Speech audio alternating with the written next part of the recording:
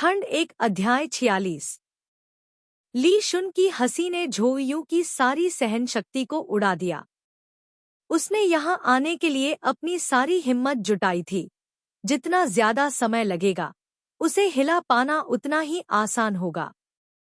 पहले तो ली तुआन ने केवल हल्के से मुस्कुराया, लेकिन फिर वह वास्तव में इसे रोक नहीं सका और तुरंत इतनी जोर से हंसा कि वह झुक गया। चू वैन की इच्छा थी कि उसे रेंगने के लिए कोई छेद मिल जाए। नहीं, जमीन पर इतना बड़ा कोई छेद नहीं है, सिर्फ सीवर का छेद ही उसे रोक सकता है। चू वैन जहां खुद को कोसने में व्यस्त थी, वहीं दूसरी तरफ ली तुआन ने आखिरकार दिल खोलकर हंस दिया। वह सीधा खड़ा हो गया। उसके चेहरे पर अभी भी मुस्कुराहट दिख रही थी। वह अजीब तरह से सौम्य दिख रहा था। बेशक इस समय शीर्ष छात्र लाई की अभिव्यक्ति का वर्णन करने के लिए कोमल शब्द पर्याप्त नहीं है। चू वान, जो प्यार से घिरा हुआ था, अभी भी उसके विजय चिढ़ाने वाले भाव को देख सकता था। इसे फिर से कहो, उसने अपनी हंसी रोकी। तुम मुझसे क्या करवाना चाहते हो? झो यून अवाक रह गया। चलो मुझे फिर से बताओ। अभी तक वह स्पष्ट रूप से बोलने में सक्षम था, लेकिन अब जब वह जाग गया था तो झो यून अचानक उलझन और शर्मिंदगी महसूस कर रहा था। उसने अपना सिर नीचे किया। उसके बाल नीचे गिर रहे थे और एक प्राकृतिक पर्दा बन गया। वह फुटपाथ को घूर रही थी। उसकी आंखें जल्दी से काली हो गईं। कोई उसे देखने के लिए नीचे झुका हुआ था। तुमने कुछ क्यों नहीं कहा? उसने अपनी पतली उंगलियों का इस्तेमाल करके उसके ढीले बालों को ऊपर उठाया जैसे कि कोई पर्दा उठा रहा हो, आह भरते हुए, और कहा, मैंने पहले कभी ऐसा अनोखा और ताज़ा कबूलनामा नहीं सुना। झो यू चुप था। उसके पैरों के नीचे की मिट्टी और गहरी होती जा रही थी। उसे लगा कि वह उसे अब और लापरवाह नहीं रहने देगी। इसके अलावा उसने अभी तक सबसे महत्वपूर्ण बात नहीं पूछी थी। अंत में झो यून ने अपना सिर उठाया। जूलीना कहाँ है? ली शुन अभी तक यहाँ नहीं है। झो यून अभी तक यहाँ नहीं है। आप दोनों ने किस समय अपॉइंटमेंट लिया था? क्या कोई ट्रैफिक जाम था? ली शुन ने शांति से मुस्कुराते हुए कहा, कौन जानता है, फिर शायद उसने पहले कबूल किया। हालांकि वह उनकी नियुक्ति का असली कारण नहीं जानती थी, लेकिन झो यून के दिल में बड़ी चट्टान निकल गई थी। उसने ली शुन की ओर देखा। वह निश्चिंत दिख रही थी। रात में ट्रैफिक में फंसना आसान है। वह अपॉइंटमेंट के समय से पहले क्यों नहीं आई? ली शुन ने कंधे उचका दिए। झो यून ने आग में घी डालने का काम किया। ऐसा लगता है कि वह तुम्हारे बारे में ज्यादा नहीं सोचती। ली शुन को इसका बिल्कुल भी अफसोस नहीं था। यह सही है, मौजूदा स्थिति के अनुसार सब कुछ ठीक चल रहा था। अचानक चू वैन को लगा कि उसका हाथ हल्का हो गया है। ली तुआन ने अचानक उसका हाथ पकड़ लिया और उसे दूर खींच लिया। उसका दूसरा हाथ धूम्रपान कर रहा था। उसने मन ही मन सोचा कि वह एक माता पिता की तरह लग रहा है जो अपने बच्चे को स्कूल से ले जा रहा है। लेकिन वह बच्ची नहीं थी। नर्सरी में उसके जितना बड़ा कोई बच्चा नहीं था। वह ऐसे खतरनाक पल में भी इतना कैसे सोच सकती थी?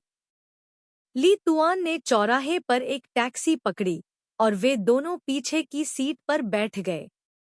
ड्राइवर ने पूछा कि वह कहाँ जा रहा है, तो उसने कहा कि इसी सड़क पर चलते रहो। चू वैन सोचने में बहुत आलसी थी। उसका पूरा शरीर हल्का और हवादार महसूस हो रहा था। उसका हाथ अभी भी उसके हाथ में था, न बहुत कसकर, न बहुत ढीला। उसकी हथेली सूखी और आरामदायक थी। खिड़की के बाहर का दृश्य स्पष्ट रूप से उसकी दृष्टि में एक शानदार सड़क थी, लेकिन उसे अपनी आंखों के सामने उसका पतला हाथ स्पष्ट रूप से दिखाई दे रहा था। वह नहीं जानती थी कि वह कहाँ जाना चाहता था, या यूं कहें कि उसे लगा कि इससे कोई फर्क नहीं पड़ता कि वे कहाँ जाते हैं। भले ही कार हमेशा चलती रहे। यह विचार तब तक जारी रहा जब तक कि लाई टुआन ने ड्राइवर को कार रोकने के लिए नहीं कहा। वास्तव में कार ज्यादा देर तक नहीं चली और ली शुन को भी कोई सटीक गंतव्य नहीं पता था। वह बाहर देखता रहा जैसे कि वह कुछ खोज रहा हो। अब उसे आखिरकार अपना लक्ष्य दिख गया। चू वान ने अपना सिर उठाया। यह एक होटल था। यह क्या बकवास है। कथानक बहुत तेजी से आगे बढ़ता है। ठंडी ताज़ी हवा चलने से पहले ही भारी बारिश का तूफान उसके दिल में घर कर चुका था। चू वैन सड़क के किनारे निश्चल खड़ी रही, जबकि ली तुआन बगल के सुविधा स्टोर में चली गई और आधे मिनट बाद लौटी। उसने उस पर ध्यान दिया, लेकिन उसे कुछ भी असामान्य नहीं लगा। तुमने क्या खरीदा? ली तुआन वापस लौटा, पहले की तरह स्वाभाविक रूप से चू वैन का हाथ पकड़े हुए, और होटल में चला गया। चू वैन ने कुछ नहीं सोचा और उसे वापस खींच लिया। ली तुआन ने उसकी ओर देखा। क्या हुआ? मैं। चू वैन ने काफी देर तक हिचकिचाते हुए कहा, मेरे पास मेरा आईडी कार्ड नहीं है। ली तुआन ने उसका हाथ छोड़ दिया। तो फिर यही मेरा इंतजार करो। वह अकेले होटल में दाखिल हुआ, कमरा किराए पर लेने के लिए रिसेप्शन डेस्क पर गया और चू वैन को एक टेक्स्ट मैसेज भेजा। 301। चू वैन को समझ नहीं आया कि कैसे जवाब दे, इसलिए उसने अपना फोन रख दिया, अपनी सारी चिंताएं दूर कर दी और अंदर चला गया। होटल इतना बड़ा नहीं था। रिसेप्शन डेस्क पर केवल एक कर्मचारी था। इस समय हर कोई प्राइम टाइम टीवी नाटक देखने में व्यस्त था। उस पर ध्यान देने की जहमत नहीं उठा रहा था।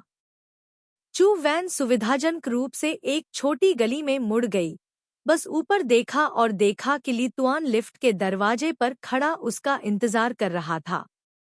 जब तक लिफ्ट का दरवाजा बंद नहीं हुआ, चू वैन अभी भी एक सपने में थी। उसे अचानक लगा कि कथानक इतनी जल्दी विकसित नहीं होना चाहिए, लेकिन वह यह नहीं सोच पा रही थी कि इसे कैसे विकसित किया जाए। आखिरकार उसके पास कोई अनुभव नहीं था। कमरा 301 में पहुंचकर ली तुआन ने दरवाजा खोला। चू वैन यह देखकर हैरान रह गई कि यह सिर्फ एक बिस्तर वाला एक कमरा था। पीछे से एक हल्के से धक्का लगने पर वह अपरिचित खाई में उतर गई। अचानक उसे लगा कि उसकी कलाई पकड़ी जा रही है। ली तुआन ने दरवाजा बंद करने के लिए उसे घुमाया, फिर पलटा और उसे दरवाजे से सटा दिया। लाइटें अभी तक चालू नहीं हुई थी। चारों तरफ अंधेरा था। चू वैन का दिल जोरों से धड़क रहा था। उसका पूरा शरीर अकड़ गया था, मानो वह उसकी बेड़ियों में जकड़ गई हो। आज मैं बहुत असहज हूँ। उसके होंठ उसके कान के पास थे।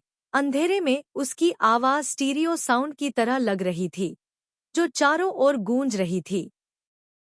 चू वैन को ऐसा लग रहा था कि वह पूरी तरह से थक चुकी है। उसका पेट अंदर की ओर खिंच रहा था। कल रात मैं इतनी थक गई थी कि मैं अब और नहीं टिक सकती थी। मैंने पहले से ही आज सुबह उठने और तुम्हारा इंतजार करने की योजना बनाई थी। नतीजा यह हुआ कि मैंने तुम्हें पूरे दिन नहीं देखा। अपनी बात खत्म करने के बाद उसने उसके गालों और फिर उसकी गर्दन को सहलाया। चू वैन का पूरा शरीर जल रहा था।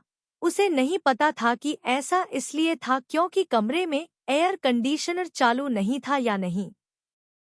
उस समय मैंने सोचा, जैसा कि एक राजकुमारी से उम्मीद की जाती है, नींबू निचोड़ना और फिर छिलका फेंकना। कितना उत्साही। चू वैन ने आखिरकार अपनी आवाज वापस पाई। नहीं, उस समय मैं। बोलते बोलते अचानक उसे लगा कि उसकी गर्दन को हल्के से चूमा जा रहा है। उस पल चू वैन का पूरा शरीर झंझना उठा जैसे उसे बिजली का झटका लगा हो। उसके कंधे सिकुड़ गए और वह चुप हो गई। ली तुआन ने उसकी ओर देखा और थोड़ा मुस्कुराया। तुम काफी सक्षम हो। इस समय उसकी प्रशंसा करना निश्चित रूप से कोई गंभीर बात नहीं थी। निश्चित रूप से एक सेकंड बाद झोयू का शरीर तनावग्रस्त हो गया। उसके नितंबों को पकड़ लिया गया, उसका हाथ लेस स्कर्ट पर रख दिया गया और उसने धीरे से कहा, मेरी प्राथमिकताएं वास्तव में आपकी हथेली में हैं। झोयू को उसके द्वारा इस तरह छुआ गया, उसके शरीर में आग लग गई। यह देखकर कि वह फटने वाली थी, उसने कुछ पहल करने की कोशिश की और कठिनाई से कहा, यह इतना मुश्किल नहीं है। जो भी अश्लील दिखता है वह आपको पसंद है। ली तुआन ने अपनी भौहें उठाईं, अपनी बाहों को कस लिया और चू वान ने उसे कसकर पकड़ लिया। उसने एक हाथ उठाकर उसकी ठोड़ी पकड़ी, जिससे वह उसकी ओर देखने को मजबूर हो गई। इसे फिर से कहो। झोयू चुप हो गया। मिस झो अलौकिक है, इसे फिर से कहो। यह फिर से एक जानी पहचानी छवि थी। झोयू को अनजाने में अतीत याद आ गया। पहले की छवि इस छवि के साथ ओवरलैप हो गई, घने काले दृश्य के साथ मिश्रित। एक के बाद एक उसकी आंखों के सामने एक अंतहीन सपने की तरह दिखाई दे रही थी। ली शुन ने उसका सामना किया। वे दोनों एक दूसरे की सांस को स्पष्ट रूप से महसूस कर सकते थे। बोलते समय उसकी छाती हिल रही थी, जिससे लोग भावुक हो रहे थे। झोयू का चेहरा गर्म हो रहा था, उसकी आंखें एक पल के लिए झिझकीं, फिर उसने अपना सिर उठाकर आज शाम पहली बार उसकी आंखों में सीधे देखने की हिम्मत की। जब उनकी आंखें मिली, तो कई चीजें अब पहले जैसी नहीं रहीं। ली तुआन ने अपना सिर थोड़ा नीचे किया, अपना माथा उसके माथे से सटाया और मुस्कुराते हुए कहा, मेरे पिछले अनुभव के अनुसार इस दूरी पर हम या तो लड़ेंगे या चुमेंगे। महाराज, एक को चुनें। ईमानदारी से वह भी लड़ना चाहती थी। चू वान ने एक कदम आगे बढ़ाया। भले ही उसने ऊंची एड़ी के जूते पहने हुए थे, फिर भी उसे अपने पंजों पर थोड़ा खड़ा होना पड़ा। उसने उसके कंधे को पकड़ लिया और चुंबन का स्वागत करने के लिए अपनी आंखें बंद कर ली। जिस क्षण उनके होंठ छुए, उसे लगा कि अब वह इससे अधिक कुछ नहीं मांग सकती। यह उसका पहला चुंबन था, उसे इसे देने का बिल्कुल भी अफसोस नहीं होगा। उसे यह प्यार वाली बात समझ में नहीं आई। पहल करने के एक पल बाद ही वह तुरंत मूर्ख बन गई। कुछ देर तक चूमने के बाद ली तुआन को यह मजेदार लगा। राजकुमारी, सांस लो। चू वैन का चेहरा लाल हो गया। ली तुआन उस पर नहीं हंसा, उसने उसे उठाया, बिस्तर पर लिटाया और उसके ऊपर झुक गया। उसके लंबे शरीर, लंबी टांगों ने झोयू को बिस्तर के सिरहाने दबा दिया। एक हाथ उसके चेहरे के पास रखा, उसकी तरफ देखा और पूछा, क्या मैं सुंदर हूँ? झोयू ने धीरे से कहा, यह सवाल पूछने से पहले मैं बहुत सुंदर था। ली शुन मुस्कुराई, उसकी ठुड्डी घुमाई, उसे अपनी तरफ देखने दिया। अभी भी इतना बोल्ड है ना? झोयू ने अपनी गर्दन सिकोड़ ली। ली शुन ने उसे और करीब दबाया, इतना करीब कि वह अपनी नाक की नोक से गुजरते हुए उसके पसीने की गंध महसूस कर सकती थी। उसने धीरे से उसके कान में कहा, चलो एक दूसरे के साथ ईमानदार रहें। तुम लंबे समय से मेरे लिए पागल हो। झोयू को लगा जैसे वह जलकर राख हो गई हो। लाई तुआन का शरीर भी गर्म हो रहा था। उसने कुछ और नहीं कहा, उसका हाथ उसकी स्कर्ट के नीचे सरक गया और उसकी जांघ पर रख दिया। इस समय चू वान अचानक जाग गया और उसकी कलाई पकड़ ली। ली तुआन ने धीरे से पूछा, क्या यह ठीक नहीं है? चू वान ने चुपचाप उसकी ओर देखा। कल रात से वह एक बिना सिर वाली मक्खी की तरह डर के मारे इधर उधर उड़ रही है। आज आपसे मुलाकात हुई, लेकिन फिर भी ऐसा ही है। शुरू से अंत तक मैंने आपको नेतृत्व करने दिया। केवल इस क्षण झोयू की अभिव्यक्ति अलग थी, मानो वह किसी दूसरे व्यक्ति में बदल गया हो, बिल्कुल गंभीर। लीक सुन, उसने उत्तर दिया। झोयू ने कहा, मैं ल्यूसीसी नहीं हूँ। नहीं, मैं जूलियट हूँ। हाँ। क्या तुम समझती हो कि मेरा क्या मतलब है? उसने सिर हिलाया। मैं मोटे तौर पर समझ गया हूँ। उसे भी लगा कि वह समझ गया है। इतना बुद्धिमान व्यक्ति क्या नहीं समझ सकता? वह उसके उत्तर की प्रतीक्षा करने लगी। जिस क्षण वह चुप था, उसका हृदय धीरे धीरे सिकुड़ता गया। नतीजा जो भी हो, जल्दी आओ, यह एहसास वाकई जानलेवा है। लाई तुआन एक तरफ झुककर अपने सिर पर हाथ रखकर चू वैन को देखता रहा। वह उससे कहीं ज्यादा राहत महसूस कर रहा था, फिर भी शांति से उसे दबा रहा था। उसकी अभिव्यक्ति चिढ़ाने वाली थी। चू वान मदद नहीं कर सका लेकिन पूछ लिया, तुम क्या सोच रहे हो? ली तुआन ने गंभीरता से उत्तर दिया, मैं सोच रहा हूँ कि मेरे जैसे आदमी को इतनी जल्दी इस तरह से बांध दिया जाना वास्तव में पाप है। मैं वास्तव में तुम्हारे मुंह में जूता ठूंसना चाहता हूँ। हालांकि ऐसी स्थिति होने की संभावना बहुत कम है, फिर भी मुझे एक सवाल पूछना है। उसने झोयू की स्कर्ट के किनारे से खेलते हुए इत्मीनान से कहा, अगर मैं गलती से व्यभिचार कर बैठूं तो क्या होगा? महारानी मेरे साथ कैसा व्यवहार करना चाहती हैं? झोयू ने तुरंत कहा, मुझे तुरंत मार डालो। ली शुन ने अपनी आंखें उठाईं और उसे गंभीरता से देखा, और उसने भी उसे गंभीरता से देखा। एक क्षण बाद वह उसके पास से उठ गया। या चलो रुकें। उसके सिर पर ठंडे पानी का एक कटोरा डाला गया। झो यून को इस पर विश्वास नहीं हुआ और वह लगभग चिल्ला पड़ा, ली जुन। उसके कंधे कांपने लगे। वह आधे रास्ते से उठ गया और अब और दिखावा नहीं कर सका और जोर से हंस पड़ा। वह उसके दोनों ओर घुटनों के बल बैठ गया, अपनी दोनों बाहें क्रॉस करके उसकी शर्ट के कोने खींचे तथा उसे उतारने के लिए अपने हाथ ऊपर उठाए। आंखों के सामने एक नंगा शरीर है। ली तुआन ने अपनी कमीज एक तरफ फेंकी, अपनी भौहें नीची की और गंभीरता से कहा, यह तय हो गया है। जो कोई भी विश्वासघात करेगा वह मर जाएगा। अंधेरे के नीचे दिल की घंटी लंबे समय तक बजती रही। जैसे ही उसका हाथ उसके पैर के पीछे पीछे ऊपर गया, चू वैन छत की ओर देखता हुआ चुपचाप सोचने लगा।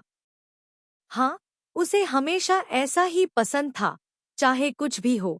वह हमेशा परवाह न करने का नाटक करता था, जिससे वह गुस्से से पागल हो जाती थी। जब वह ऊब जाती और हार मान लेना चाहती तो वह शांतिपूर्वक सारी समस्याएं हल कर देता। जाहिर है, पहले वाक्य से ही सब कुछ हल हो सकता था, लेकिन वह उसे एक रोलर कोस्टर पर सवार कराना चाहता था जो 100 बार पलटेगा। मानो उसे अपनी खास बात याद दिलाने का यही एकमात्र तरीका था। उसने उसकी गर्दन को चूमा जैसे कि अपना गुस्सा निकाल रहा हो। लानत है, मैंने आखिरकार तुम्हारे आत्मसमर्पण का इंतजार किया। चू वैन भी काफी भावुक थी। आखिरकार सब कुछ खत्म हो गया था। सौभाग्य से अंत वैसा ही हुआ जैसा वह चाहती थी। जबकि चू वैन भावनाओं से अभिभूत महसूस कर रही थी, उसका शरीर अचानक हल्का महसूस हुआ। उसका बायां कंधा ऊपर उठा हुआ था। ली तुआन ने उसे पलट दिया, पीछे से उसके नितंबों को उठाया और उसे बिस्तर पर घुटनों के बल बैठा दिया। हो हो हो हो हो हो। चू वान ने अनजाने में अपनी आंखें चौड़ी कर ली। यह मुद्रा किसी नौसिखिए की नहीं थी। खंड 1 अध्याय 47।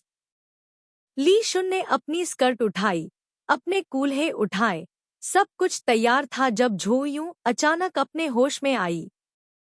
ली ली ली ली शुन। हाँ, उसने पलटने की कोशिश की, लेकिन ली शुन ने उसे कसकर पकड़ लिया। हिलना मत। 1 मिनट रुको। इंतजार नहीं करना चाहती? नहीं, 1 मिनट रुको। रुको। झोयू की आंखें चौड़ी हो गईं। दोनों हाथों और पैरों से रेंगते हुए ली शुन कुछ बार चूक गया। उसके द्वारा सताया जा रहा था जब तक कि उसने अपना धैर्य खो दिया और सीधे उसके ऊपर दबा दिया। मैं तुम्हें बता रहा हूँ, राजकुमारी, यह बहुत भारी है। झोयू को सांस लेने में दिक्कत हो रही थी और उसने बड़ी मुश्किल से अपना सिर पीछे किया, गुस्से से कहा, क्या राजकुमारी से बात करते समय तुम्हारा यही रवैया है? उसकी पीठ पर पड़ा शरीर कांप रहा था। ली शुन मुस्कुरा रहा था और खड़े होने का बिल्कुल भी इरादा नहीं था, उसे समझाते हुए, यह मुद्रा सबसे आदिम है। शरीर रचना विज्ञान और शरीर विज्ञान के संदर्भ में यह सबसे सही तरीका है। क्या महारानी राजकुमारी विज्ञान के आधार पर नहीं बोलती हैं? झोयू को उसने तब तक दबाया जब तक उसका चेहरा लाल नहीं हो गया। तुम पहले खड़ी हो जाओ, ली शुन। मुझे इन चीजों की आदत नहीं है, बस मेरी बात सुनो। उसने उसके नितंब को फिर से ऊपर उठाने की कोशिश की। झोयू इतनी घबरा गई थी कि वह सांस नहीं ले पा रही थी।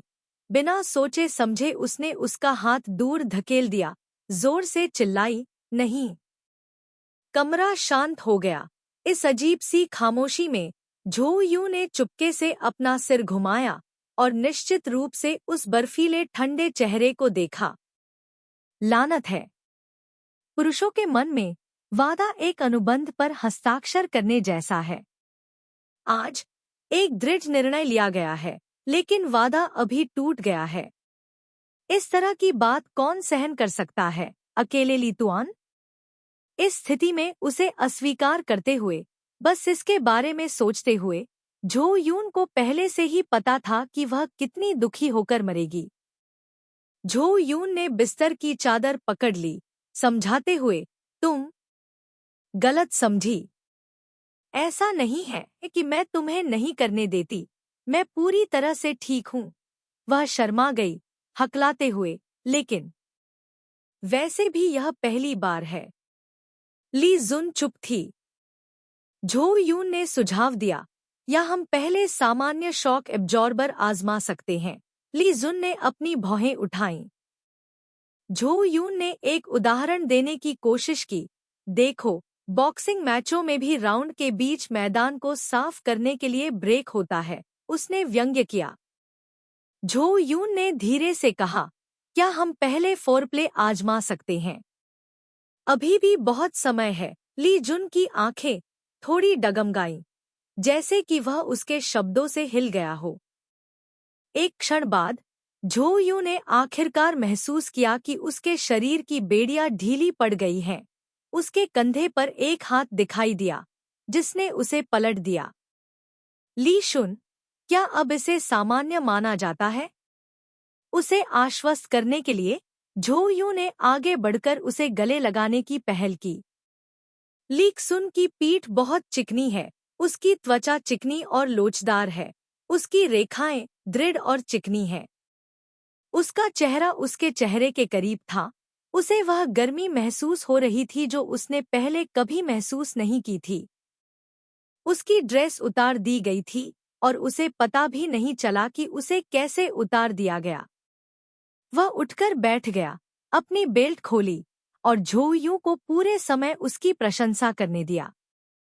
खिड़की के बाहर चांदनी की रोशनी उसके कंधों पर चमक रही थी, जिससे वे शांत नीले चीनी मिट्टी के बर्तन की तरह चमकदार लग रहे थे।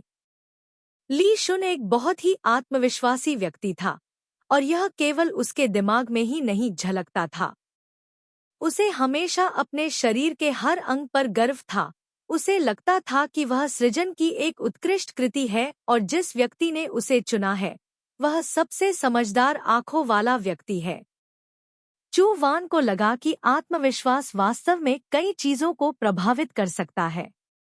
अन्यथा, जो व्यक्ति बचपन से ही उसके जैसा पूर्णतावादी रहा हो, उसे इस समय एक अजीब शरीर के सामने कभी भी यह महसूस नहीं होता कि वह इतना परिपूर्ण है। ऐसे लड़के की कल्पना करना शायद उचित न हो, लेकिन वह वास्तव में पूरी दुनिया को बताना चाहती थी कि वह बहुत सुंदर है। ली शुन नीचे झुका, उसका लंबा शरीर और लंबी टांगें उसके शरीर को पूरी तरह से ढक रही थी, उसे अपनी हथेली में थामे हुए।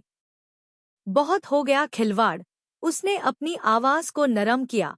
उसका शरीर अभी की तुलना में बहुत ज्यादा गर्म था। उसके बड़े हाथ ने उसकी बाह पकड़ ली, उसकी कर्कश आवाज असंतोष दिखा रही थी। आधे साल हो गए हैं। तुमने मुझे इतने लंबे समय तक भिगोया है। हाँ हाँ हाँ, यह सब मेरी गलती है। चू वैन ने अपने हाथ उसके हाथों में डाले, उसकी कमर को गले लगाया, फिर धीरे धीरे उसकी पीठ पर हाथ फेरते हुए उसकी गर्दन को सहलाने लगी। जब उसकी पतली उंगलियां उसके बालों में घुसी, तो ली तुआन ने अपना शरीर उसके शरीर में दबा लिया। वह इतने लंबे समय से इसे रोके हुए था कि अब वह फोरप्ले पर अधिक समय बिताने के लिए पर्याप्त धैर्यवान नहीं था। हालांकि चू वैन तैयार थी, फिर भी उस समय उसने अपने दांत भींच लिए और कांपने लगी। उसने खुद को विचलित करने के लिए मजबूर किया। उसकी आंखें उसके बालों को देख रही थी। यह पहली बार था जब उसने लाई तुआन के बालों को छुआ था। उसे हमेशा ऐसा लगता था कि यह उसके जीवन में वर्जित भूमि है, यह स्कूल के जिम की तरह ही उजाड़ है। लेकिन उस वीरान दृश्य में उसमें दृढ़ संकल्प और गर्व था जिसे वह कभी बाहरी लोगों को नहीं बताएगा। चू वैन जानता था कि इस स्थिति में उसके सिर में भावनाएं अनिवार्य रूप से बढ़ जाएंगी, लेकिन उसे वास्तव में ऐसा महसूस हुआ जैसे उसने इस जीवन में अपना सारा मन और भावनाएं उसके लिए समर्पित कर दी हैं। बादल और बारिश धुंधली थी, गरज और बिजली अस्त व्यस्त थी। उसका दिल कांप रहा था। उसका शरीर बहुत दर्द में था, लेकिन चाहे उसे कितना भी दर्द क्यों न हो, उसने एक भी आवाज नहीं निकाली। जब वह छोटी थी, चू वैन बहुत जिज्ञासु थी, इसलिए उसने जानकारी के कई स्रोतों से अपने पहले अनुभव के बारे में जाना था। वह उन लोगों के वर्णन के कारण चिंतित और डरी हुई थी जिन्होंने इसका अनुभव किया था। लेकिन अब जब यह सच में हो रहा था, तो उसे एहसास हुआ कि बाकी सब झूठ था। जो चीज लोगों को तकलीफ नहीं पहुंचाती, उसे दर्दनाक कैसे कहा जा सकता है। ली शुन की हरकतें बहुत कोमल नहीं थी। उसने कसकर भौहें सिकोड़ ली, अपना पूरा ध्यान एकाग्र कर लिया। अचानक झोयू के दिमाग में उसकी छवि कौंधी, जिसमें वह शर्ट और पैंट पहने हुए प्रोग्राम लेखन संघ के कार्यालय की कुर्सी पर बैठा हुआ था। उस समय उसे उसके बगल में बैठना बहुत अजीब और डरावना लग रहा था, पर आज उसका पसीने से भीगा शरीर उसके शरीर से सटा हुआ था, उससे पूरी तरह जुड़ा हुआ। यह सोचकर उसे दर्द में एक मिठास महसूस हुई, जैसे कड़वी चाय पीने के बाद साफ पानी। चू यून ने उसे कसकर गले लगाया। वह खुद भी पसीने से तरबतर थी। होटल का बिस्तर उसके कारण हिल रहा था, नीचे की चादर भी झुर्रीदार थी। उसके दिमाग में धीरे धीरे कई बेतुकी तस्वीरें उभरने लगीं। टेबल पर रखा एयर कंडीशनर का रिमोट कंट्रोल, फर्श पर पड़ी झुर्रीदार शर्ट, तिरछी रखी कुर्सी और यहाँ तक कि चांदनी में खिड़की के किनारे धूल के कण भी। उसने उसके शरीर की खुशबू को सूंघा। पसीने की गंध के साथ उसके शरीर की खुशबू ने उसे घेर लिया। अचानक उसे ख्याल आया कि अगर वह पूरी दुनिया भी खोज ले, तो भी उसे कोई दूसरी खुशबू नहीं मिलेगी जो उसके साथ इस हद तक घुल मिल सके। वह दर्द में तड़प रही थी, लेकिन दर्द में थोड़ा सा आनंद भी था, जैसे यह शरीर अब उसका नहीं था। यह थोड़ा डरावना था। उसका पेट उसके पेट से रगड़ खा रहा था, एक मुलायम और एक सख्त। इस विपरीतता से चू वैन को ऐसा महसूस हो रहा था जैसे वह नशे में डूब रही हो। वह पसीने से तर थी, उसकी आंखें चौंधिया गई थी।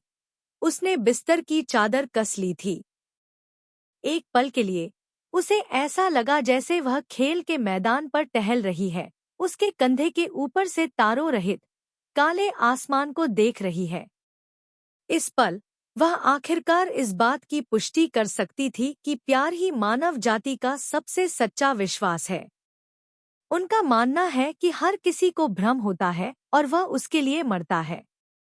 मुझे नहीं पता कि इसमें कितना समय लगा। आखिरकार उसने अपना सिर उठाया। उसका शरीर पसीने से लथपथ था, वह भारी सांस ले रहा था। आखिरकार थक कर वह उसके ऊपर गिर पड़ा।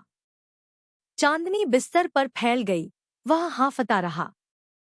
एक पल बाद उसने एक हाथ उठाया, उसका हाथ उसके चेहरे पर दबा हुआ था। राजकुमारी। आनंद के एक पल के बाद उसकी आवाज कर्कश हो गई। चू वैन को अचानक उस आवाज की वजह से अपने शरीर में झुनझुनी सी महसूस हुई। वह उसकी छाती पर लेट गया। चू वैन सिर्फ उसके बाल देख पा रही थी। उसने उत्तर दिया। फिर उसने आगे कहा, आपको अपने लिए निर्धारित शर्तें याद रखनी होंगी। हाँ। ली तुआन खुश और संतुष्ट होकर उसके ऊपर लेट गया और जल्द ही सो गया। झोयू दिन में बहुत सोती थी, इसलिए वह अभी भी बहुत जाग रही थी। उसने सोचा कि उसे नहाना चाहिए, लेकिन वह उसे जाने नहीं देना चाहती थी। जाने देना या नहीं जाने देना के बीच झिझकने की इस बेकार प्रक्रिया में धीरे धीरे रात बीत गई और आखिरकार वह करवट बदली और सुन पैरों के साथ बिस्तर से बाहर निकली। उसने खुद से कहा, अधीर मत बनो, वह पहले से ही तुम्हारा है। झोयू विजेता की मुद्रा के साथ बाथरूम में गई और आधे घंटे के बाद उसने स्नान किया और बिस्तर पर वापस आ गई। पहले वह साफ सफाई की बहुत शौकीन थी, खासकर नहाने के बाद वह तौलिए के अलावा किसी और चीज को नहीं छूती थी। लेकिन अब जैसे ही वह बिस्तर पर लेटती है, वह पसीने से तर ली तुआन को फिर से अपने सीने से लगाने में संकोच नहीं करती। वह बहुत गहरी नींद में सो रहा था, उसकी सांस धीमी चल रही थी। चू वैन ने अपनी आंखें बंद कर ली। उनके कसकर दबे हुए शरीरों के बीच चिपचिपाहट महसूस करते हुए वह मोहित हो गई। नींद आने से पहले उसके विचार भटकते रहे और आखिरकार चू वान ने सोचा। दुनिया में सबसे पहले शारीरिक अंतरंगता शब्द गढ़ने वाले व्यक्ति को एहसास हो गया था कि यह जीवन कितना परिपूर्ण है। वह बाद में सोई, लेकिन पहले जाग गई। जब वह सोती थी तो उसे गले लगाती थी, लेकिन जब वह जागती थी तो वह उसे गले लगाता था। उसने खुद को उसकी पीठ से सटा लिया, उसकी बाह उसकी कमर के चारों ओर थी और वह उसके हाथ के पिछले हिस्से पर टिका हुआ था। वह हिली और उसे एहसास हुआ कि उसके बाल उसके द्वारा दबाए जा रहे हैं। क्या समय हुआ था? खिड़की के बाहर सूरज अभी ज्यादा नहीं चढ़ा था। चू वैन ने अंदाजा लगाया कि 7:30 या 8:30 बजे होंगे। उसे थोड़ी गर्मी महसूस हुई, इसलिए उसने टेबल पर रखे एयर कंडीशनर के रिमोट को पकड़ा। ली शुन बहुत होश में था। उसने करवट बदली, आह भरी और एक हाथ अपने माथे पर रख लिया। क्या समय हो गया है? उसने कर्कश स्वर में पूछा। झो यून, अभी 9 भी नहीं बजे हैं। ली शुन ने भौहें सिकोड़ी, अपना दूसरा हाथ अपने चेहरे को ढकने के लिए उठाया, धीरे धीरे उसे कुछ बार रगड़ा, फिर अपनी आंखें खोलीं। उसकी आंखें खून से भरी हुई थी। झो यून ने उसकी ओर देखा। क्या तुम हर सुबह ऐसे ही उठते हो? ली शुन आगे बढ़ा, अपना सिर दीवार से टिकाया, एक पैर मोड़ा, यहाँ तक कि बोलना भी धीमा था। नहीं, झो यून ने भौहें सिकोड़ी। ली तुआन असहज लग रहा था। उसने भौहें सिकोड़ी और कहा, मुझे एक सिगरेट लाओ। चू वान बिस्तर से उठ गया, जमीन से अपनी पैंट उठाई, फिर पीले लाइटर को निकालने के लिए अपनी जेब में हाथ डाला। ली शुन ने आराम से बिस्तर पर सिगरेट पी। झो यून, तुम पहले अपने कपड़े क्यों नहीं पहन लेती और फिर धूम्रपान जारी रखती हो? ली शुन ने उसकी ओर देखा और फिर निर्णायक रूप से कंबल को फेंक दिया, जिससे उसकी आंखों के सामने उसका नग्न शरीर उजागर हो गया। क्या तुम अभी भी अपने विद्रोही चरण से बाहर नहीं निकली हो? इतनी सुबह सुबह क्या मतलब है तुम्हारा? ली तुआन की आकृति एक पेंटिंग की तरह थी, लेकिन नीचे का अंधेरा चू वैन को कठोर वास्तविकता में वापस ले आया। यह कोई पेंटिंग नहीं है, यह एक जीवित व्यक्ति है। झो यून ने अपना चेहरा दूसरी ओर घुमा लिया, विषय बदलते हुए, तुम क्या खाना चाहती हो? मैं जाकर खरीदती हूँ। ली जुन ने सिगरेट मुंह में दबाते हुए आलस से कहा, जरूरत नहीं है। भूख नहीं है। उसने पूरी रात कड़ी मेहनत की थी। ली जुन ने अपना सिर हिलाया, अपनी कमर को धीरे से थपथपाया। यहाँ आओ। क्या करना है? स्नेह दिखाओ। झो यून का चेहरा गर्म हो गया। धीरे धीरे रेंगते हुए ली जुन ने अपना हाथ उसके कंधे पर रख दिया। तभी उसे एहसास हुआ कि वह उसकी गर्लफ्रेंड थी। झो यून ने चारों ओर देखा। यह कमरा वाकई छोटा है। उसने कहा, मुझे छोटे कमरे में रहने की आदत है। अगली बार मैं तुम्हारे लिए बड़ा कमरा ले लूंगा। झो यून ने पूछा, तुम छोटे कमरे में क्यों रहती हो? ली शुन ने कहा, पहले एक लंबा समय था जब मैं सिर्फ इतनी बड़ी जगह में रहता था। नहीं, अगर इस कमरे से तुलना की जाए तो यह थोड़ा छोटा होना चाहिए। उसे कुछ याद आ रहा था। झो यून ने उसकी यादों को भंग नहीं किया। उसने जल्दी से अपना संयम वापस पाया और उसकी ओर देखते हुए कहा, तुम अच्छे मूड में हो। बेशक। क्या तुम असहज नहीं हो? पिछली रात बहुत असहज थी, लेकिन आज सुबह सब सामान्य हो गया है। ली शुन मुस्कुराई। सूरज की रोशनी उसके आलसी व्यवहार पर चमक रही थी। झो यून को लगा कि उनका रिश्ता पहले से ही इतना अंतरंग था कि वे एक दूसरे के साथ अन्य चीजें साझा कर सकते थे। आपकी शारीरिक स्थिति बहुत अच्छी है। झो यून ने धीमी आवाज में पूछा, क्या तुम जानते हो क्यों? मुझे नहीं पता। झो यून ने अपने होठों को सिकोड़ लिया। मुझे डर है कि अगर मैंने यह कहा तो मैं तुम्हें मौत के घाट उतार दूंगा। वह कृपालुता से मुस्कुराया, तो तुम मुझे मौत के घाट उतार दोगे? झो यून ने उसके कान में झुककर कुछ कहा।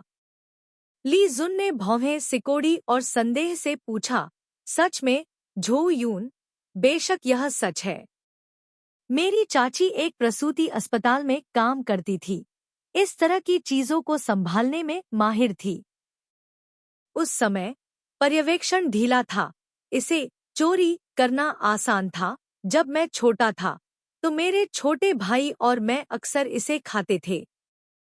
ठीक है, रुको। झो यून ने अपने होठों को सिकोड़ लिया।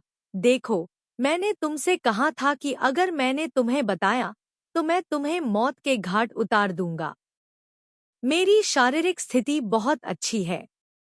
जब मैं छोटा था तो मुझे शायद ही कभी सिरदर्द होता था। त्वचा की चोटें भी अन्य लोगों की तुलना में जल्दी ठीक हो जाती थी। हाँ, उसने औपचारिकता से कहा, महारानी राजकुमारी को लंबी और समृद्ध जिंदगी मिले। बोलने के बाद उसे कुछ याद आया और उसने अपने होठों को सिकोड़ लिया। लेकिन मैं मानता हूँ कि आपका शरीर वास्तव में अच्छा है। उसके शब्दों के बाद ली जुन का हाथ जो झो यूं के कंधे पर था, उसके पैरों के बीच में जाने लगा। झो यूं ने अपने पैरों को आपस में जकड़ लिया और चिल्लाई, तुम क्या कर रहे हो? ली तुआन ने अपनी सिगरेट खत्म की, उसे बेडसाइड टेबल पर रख दिया और उसके करीब झुक गया। उसका हाथ उसकी छाती से कमर तक और फिर उसके नितंबों तक पहुंच गया। क्या आपको लगता है कि मैं हर सुबह इतना थक सकता हूँ? उसने झो यूं को चुटकी ली।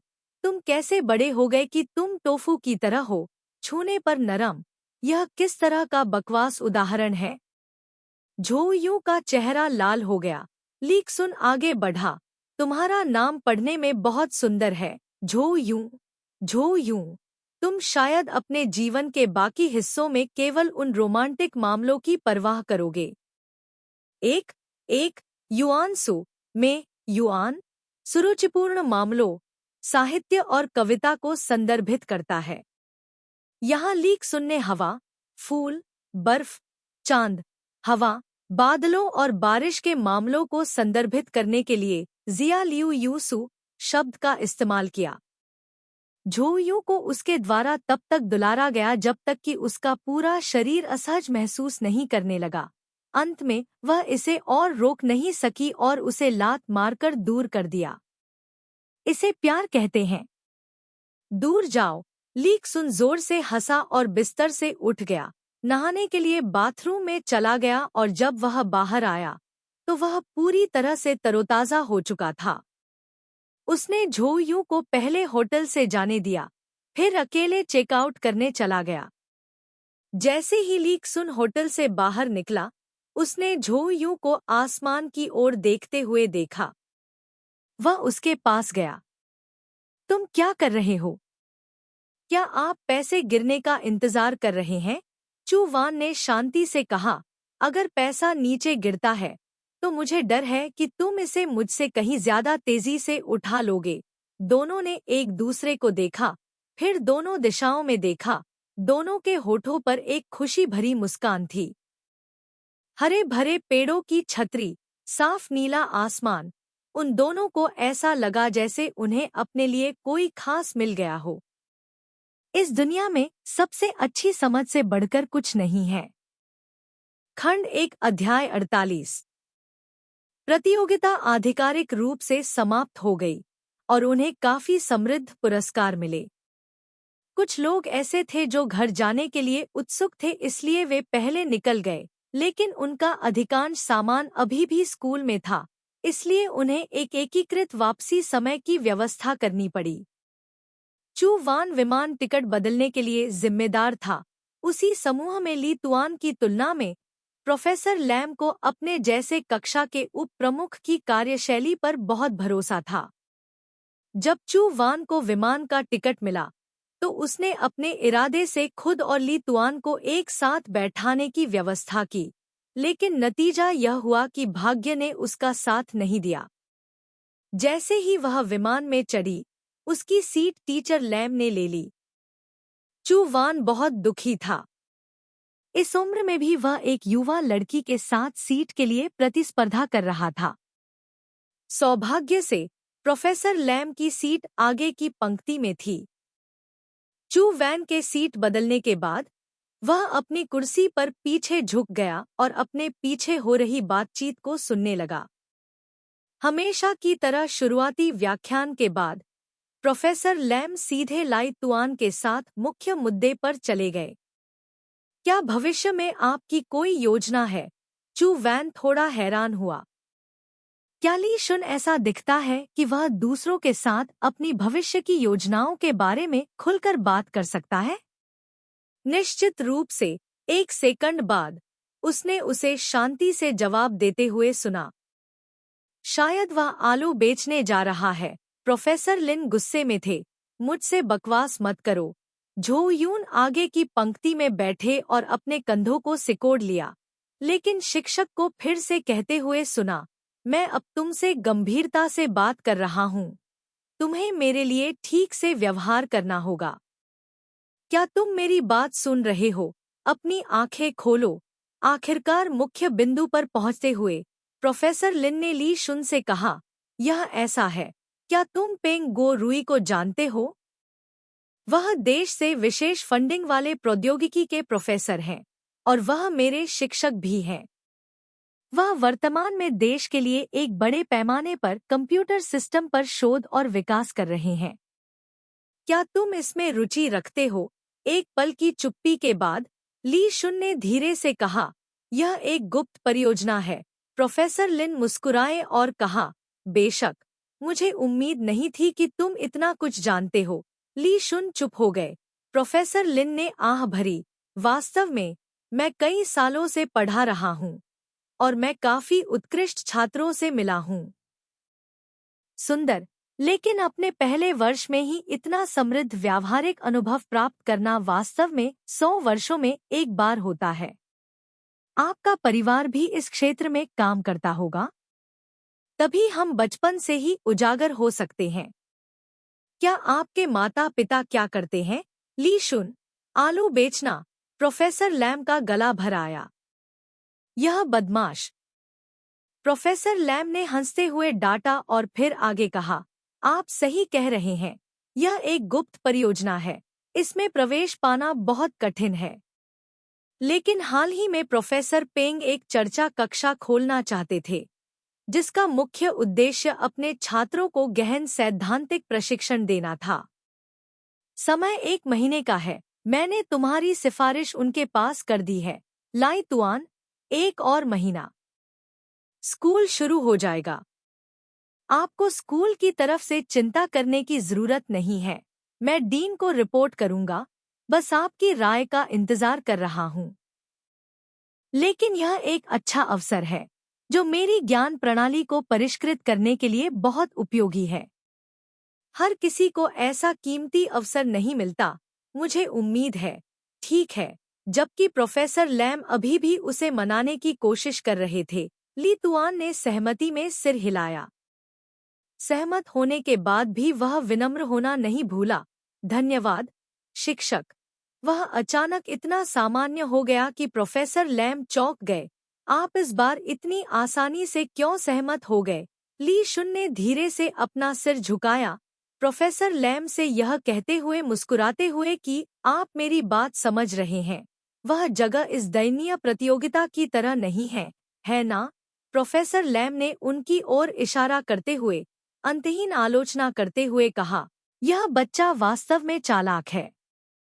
ठीक है, मैं उसे बता दूंगी। लेकिन उस जगह पर यूं ही नहीं पहुंचा जा सकता। यह एक छोटी सी गुणवत्ता जांच से गुजर सकता है, लेकिन तुम्हारे लिए शायद यह कोई समस्या नहीं होगी। विषय जारी रहा, लेकिन झो यून अब और सुनना नहीं चाहती थी। अगर अभी उसके सामने कोई आईना होता तो वह पाती कि उसके होठों के कोने पहले से ही उसकी ठुड्डी तक झुके हुए थे। उन्होंने कल रात ही आधिकारिक तौर पर डेटिंग शुरू की थी। 48 घंटे से भी कम समय बीता था। क्या किसी को इतनी जल्दी ब्रेकअप करना पड़ा है? बेशक। अगर लीक सुन प्रोफेसर लिन की तरह प्रोफेसर पेंग गो रुई के अध्ययन कार्यक्रम में भाग लेने जाता है, तो वह निश्चित रूप से दोनों हाथों से उसका समर्थन करेगी। लेकिन इसका मतलब यह नहीं था कि यह मामला महत्वपूर्ण नहीं था और उसे उसकी राय की आवश्यकता थी। झो यून को प्यार का कोई अनुभव नहीं था। उसे अपनी देखी हुई फिल्में याद थी। फिल्मों में पुरुष और महिला नायक हजारों कठिनाइयों से गुजरने के बाद अपने रिश्ते की पुष्टि करते थे। अगला विकास मधुर प्रेम का दौर होता। उन्होंने इस चरण को क्यों छोड़ दिया? खो गए। विमान उतरा, सभी अपना सामान लेने गए। झो यूं और ली शुन दोनों के पास कोई चेक किया हुआ सामान नहीं था, इसलिए वे भीड़ के पीछे खड़े हो गए। मुझे बाद में कुछ काम है, शायद मैं स्कूल वापस न जा पाऊं, ली शुन ने कहा। झो यूं ने अपना सिर घुमाया। क्या यह वही है जो प्रोफेसर लिन ने कहा था? क्या मुझे अब जाना होगा? ली तुआन ने नजर घुमाई और मुस्कुराया। क्या तुमने सुना? मैं जाने के लिए सहमत हूँ, लेकिन अभी ऐसा नहीं है। इसे स्पष्ट रूप से दिखाना चाहते हैं, अन्यथा वह ऐसा लगती है कि वह कोई संभावना नहीं है। आईपीएस उसे छूते हुए झो यूं की आत्मा फड़फड़ाती है। आपको इस बारे में परियोजना के मालिक से स्पष्ट रूप से चर्चा करनी होगी, अन्यथा यह बहुत परेशानी भरा होगा, चू वान ने धीमी आवाज में कहा। क्या कोई अधूरा प्रोजेक्ट है जिसमें आपको मेरी मदद की जरूरत है? Lee Xuen didn't know what he was thinking after hearing that, so he smiled wickedly. Princess, you're just like the Baidu website, you can order anything you need. What? He whispered in her ear, you can easily order me to put on or take off clothes. She was about to lift her foot to kick him when he raised his hand to stop her.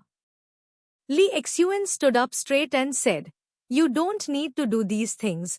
I have other things for you to do. Zhu Yu looked up, and Lee Xuen continued, you go back and register for the courses for me. I'm afraid I'll forget when the time comes. He said, and then Zhu Yu remembered, it was almost time to register for online courses for the next semester on the school's website. Just this trivial matter? Here, I'll make this up to you. Lee Xuen conveniently took something out of his pocket and stuffed it into Zhu Yu's hand. Zhu Yu was surprised, thinking about when he had prepared it, then looked down and saw that it was the dessert candy that was given out on the plane.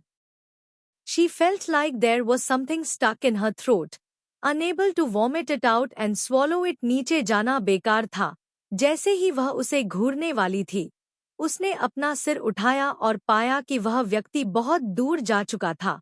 उसकी लंबी पीठ ने उसे अलविदा कहने के लिए अपना हाथ उठाया। चू वान गुस्सा होना चाहता था, लेकिन साथ ही उसे मजा भी आ रहा था। उसने कैंडी का पैकेट खोला और उसे अपने मुंह में डाल लिया। कैंडी ठंडी और ताजगी देने वाली थी, बिल्कुल इस गर्मी की तरह। वास्तव में ली तुआन की यात्रा ने चू वैन को भी बहुत काम से बचाया। कम से कम उसे अपनी माँ को बेवकूफ बनाने के लिए कोई बहाना खोजने के लिए दिमाग नहीं लगाना पड़ा, ताकि वह गर्मियों में स्कूल में रह सके और घर न जाए। अपने कार्यक्रम की पुष्टि करने के बाद उसे लगा कि अब और रुकने की कोई जरूरत नहीं है, इसलिए वह जल्दी से अपना सामान पैक करने के लिए छात्रावास लौट आई और उसी दिन घर चली गई। जब वह घर पहुंची और उसे प्रमाण पत्र दिखाया, तो उसकी माँ बेहद खुश हुई। तुम इतनी देर से वापस आई, प्रतियोगिता में इतना समय क्यों लगा? प्रतियोगिता का समय पहले से ही निर्धारित था, माँ। उसकी माँ को उसकी इतनी याद आई कि उसने एक के बाद एक सवाल पूछे। बेशक झो यू अपनी माँ को प्रतियोगिता की पूरी रोमांचक प्रक्रिया नहीं बता पाई, लेकिन उसने केवल कुछ हल्के विवरण चुने। उसकी माँ ने कहा, फेंग जीजिंग के बारे में क्या? झो यू ने कहा, लगता है उनके समूह के साथ कुछ हुआ है। क्या हुआ? उन्होंने कैसे प्रदर्शन किया? वे पुरस्कार नहीं जीत पाए। मुझे पता था। उसकी माँ ने ताली बजाई, उसकी आंखें चमक रही थी, और उसने झो यू से कहा, मुझे पता था कि यह काम नहीं करेगा उसके व्यक्तित्व के साथ। अगर उसने अच्छे परिणाम प्राप्त किए होते तो वह बहुत पहले ही यहाँ बुला लेता। वह बचपन में ऐसा ही था, वह बस तुच्छ था और उसके मानसिक गुण खराब थे, और वह कुछ भी बड़ा नहीं कर सकता था। फेंग जीजिंग को असफल करने वाले मुख्य दोषियों में से एक के रूप में वह इस समय केवल चुपचाप सुन सकती थी। बात करने के बाद झो यू नहाने के लिए अपने कमरे में लौटी, फिर बिस्तर पर लेट गई, अपना सेल फोन उठाया और रेन डी को एक टेक्स्ट संदेश भेजा। हो गया। कुछ मिनटों के बाद रेन डी ने वापस संदेश भेजा, अरे मुझे अंग्रेजी में संदेश मत भेजो, बधाई हो। चू वान हंसा। चू वैन का सामाजिक जीवन अत्यंत सरल है। उनका कोई विशेष घनिष्ठ मित्र नहीं है। यह बात केवल नामदीज को ही बताई जा सकती है। अगले दिन चू वैन प्रोग्रामिंग पुस्तकों का एक गुच्छा खरीदने के लिए किताबों की दुकान पर गई। उसने अपने लिए एक विस्तृत अध्ययन योजना बनाई। पूरा दिन छुट्टी का था, लेकिन कभी-कभी चू वान को ऐसा लगता था कि उसके साथ कुछ गड़बड़ है।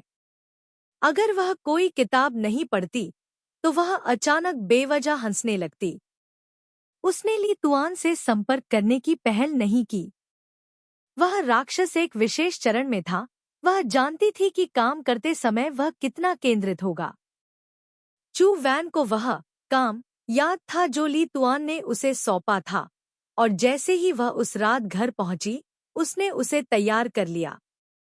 पंजीकरण के दिन झो यून ने स्कूल की प्रशिक्षण वेबसाइट पर ली शुन द्वारा दिया गया पासवर्ड दर्ज किया और अपने लिए विषय चुने, एक निश्चित उद्देश्य के आधार पर जिसे वह किसी को नहीं बता सकती थी। झो यून ने अपने सभी विषयों के लिए अपने जैसा ही शेड्यूल चुना। वैसे भी जब ली तुआन कक्षा में आया तो उसने व्याख्यान पर कभी ध्यान नहीं दिया, लेकिन सिर्फ शारीरिक शिक्षा ही ऐसी चीज थी जिसके बारे में झो यून को संकोच था। अपने पहले साल में ली जुन ने बॉडी बिल्डिंग को चुना।